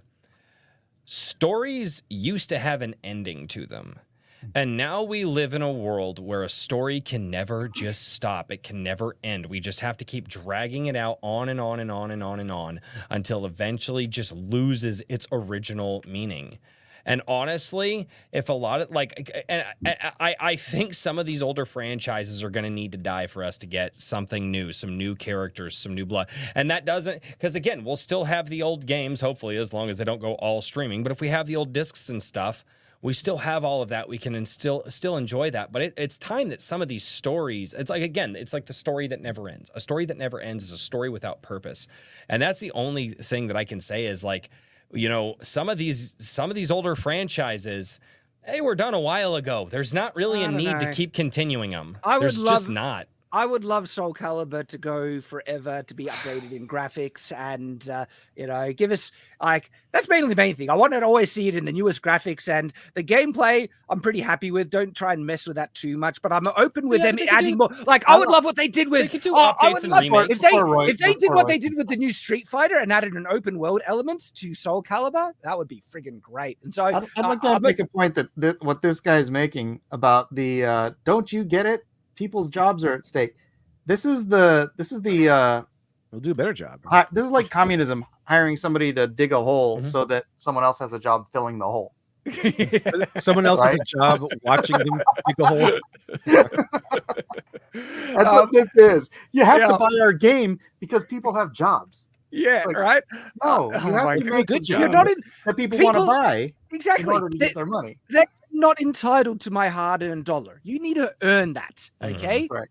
And so they finish off by saying, when Square stops making PC games, who's going to laugh? And it's like, no, if they make them woke, I will laugh. They deserve to go under if they go on board with this toxic. I just love the edit. It's like, edit. Yeah, keep laughing. I thought you all wanted to play with hot females. There's no hot female in that Unknown Awakening. So go ahead. Leave Unknown 9 alone. Go play your Stellar Blade anime, whatever. Yes, Okay. Okay. All right. Sounds good. That's what they've done. They're leaving it alone and it's dying as a result. This is a terrible marketing got a campaign. deal. I just want to say it right Yeah, here. I know, right? It's just like, Also, I like challenge the fact accepted. that, if the woke people would probably say that if Lara Croft was made today, we would call her woke. Like if she didn't have legacy behind her, like they just came out with Lara Croft as a concept today, we would call her woke. Meanwhile, when Stellar Blade came out and everyone liked it, what happened? Did they go, oh, you like women? No, they said, oh, she's a male gaze. This, you're a porn addict. That. So no, if Lara Croft came out today and was a good game, we would like it. But if Lara Croft came out today and she's like everything we wanted, they would call her male gaze porn addict material. Yes. Yeah, that's why Stellar exactly Blade did it, true. because they gave Lara Croft a mastectomy, so they gave her boobs to. They took her boobs away. They gave her like the uniboob thing. Yep. They like let's close out with the final super chats, gentlemen. And MJ UK 84 for $2 Canadian says, Shad, rent request, The Office Australia. Go. No. It deserves to die. It's an abomination. I'm ashamed. And look, I'm embarrassed enough for Australia these days. Don't give me more. All right. Stop it. Just stop. But that's a thing. Thank you for the super chat. Buddy Rat for $20 says, I haven't minded that the audience Royce wants to reach. That's the point. If Concord had those designs and people still played that garbage, we'd have gained no ground. They are funding the problem. I can't remember what you said, Royce, that triggered that super chat when you said you wouldn't have minded something. No, I was saying that again, when people were, because Mike's point was he corrected the character designs. And people were like, "Oh, if it had those designs, I would have played it." And yet, the game itself was still boring. It still wasn't good. And had it had those designs, we would have gained no ground. Concord had to be so overtly over the top bad that even the political normies got it, and they went, "All right, hands off on this one." Like, but again, if the if these pricks figure out if they figure out how to be subtle about their messaging, we're hosed, and that's the bad part. We'll call it out. I worry about it. I really worry about it, man. It's something that no, because they need something else. Even if they become more subtle, they need to make something quality. Well, I mean, I'm not sure that's possible. I'm not sure people that are drowned in the woke agenda and again, cultural Marxism, right, are capable of making anything truly good. I hope. Well, not. no, because Royce, because you're saying it's like, hey, if there's a gay character and it's not woke, that is the subtle version. That's not Marxist. Gay people aren't Marxist, Mike. I'm just it's the whole agenda. It's the normalization of homosexuality, of transgenderism, all that stuff.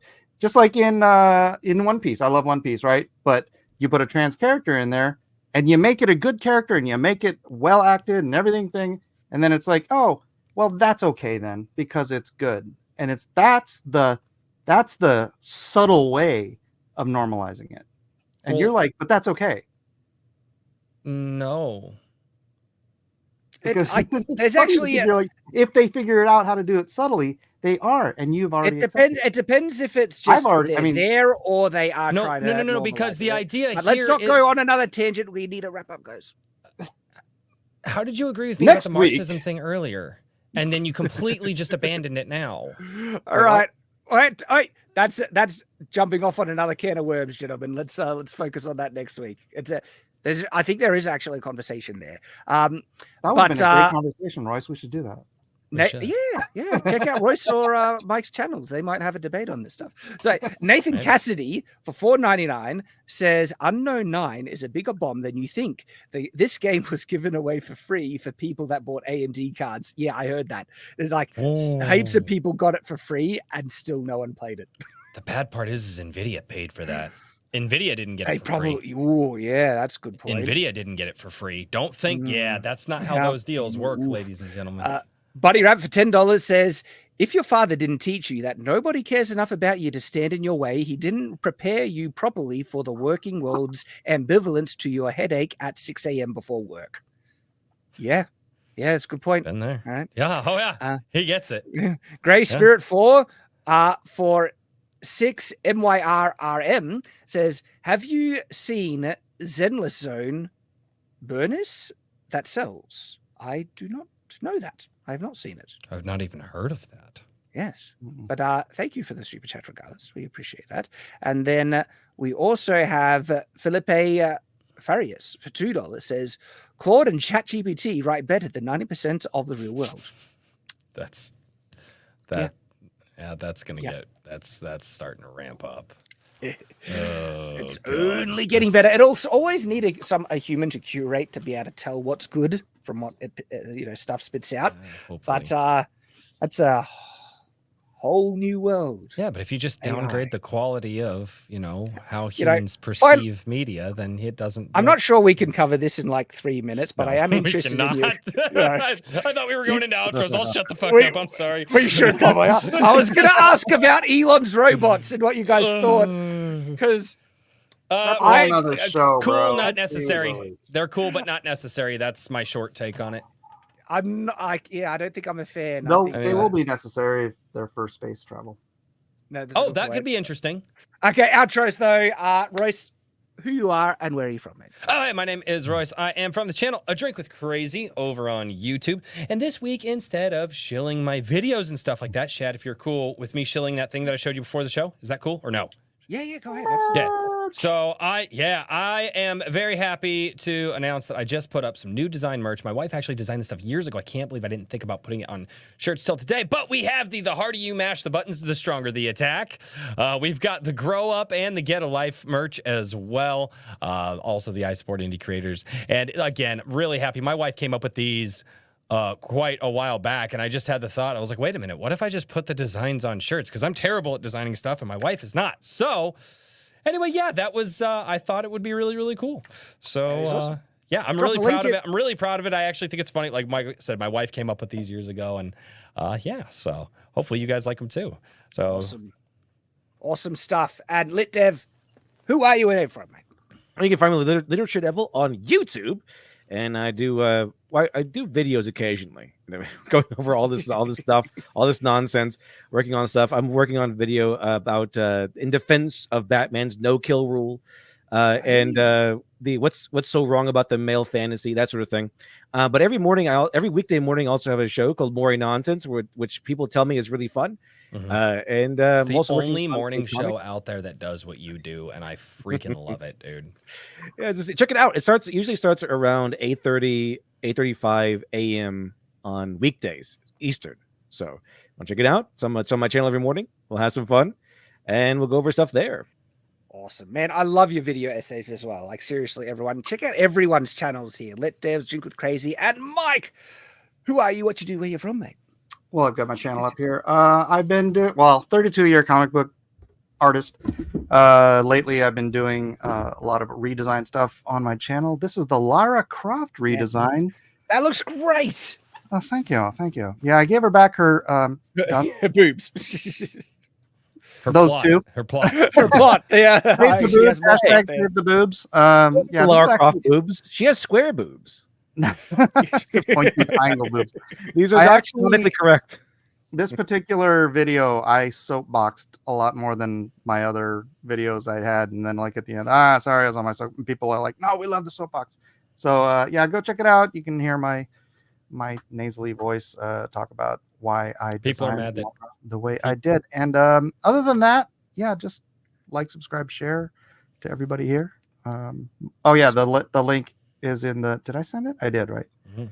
The link to this video is in the chat if you want to go check it out. Awesome.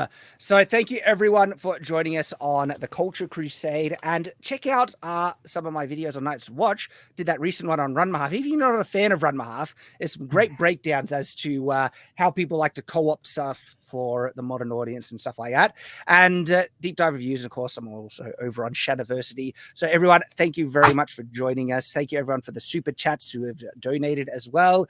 Become a member if you want to support Nights Watch. Also subscribe to the channel because that helps us grow, and we really appreciate you all. So as always, stay on watch.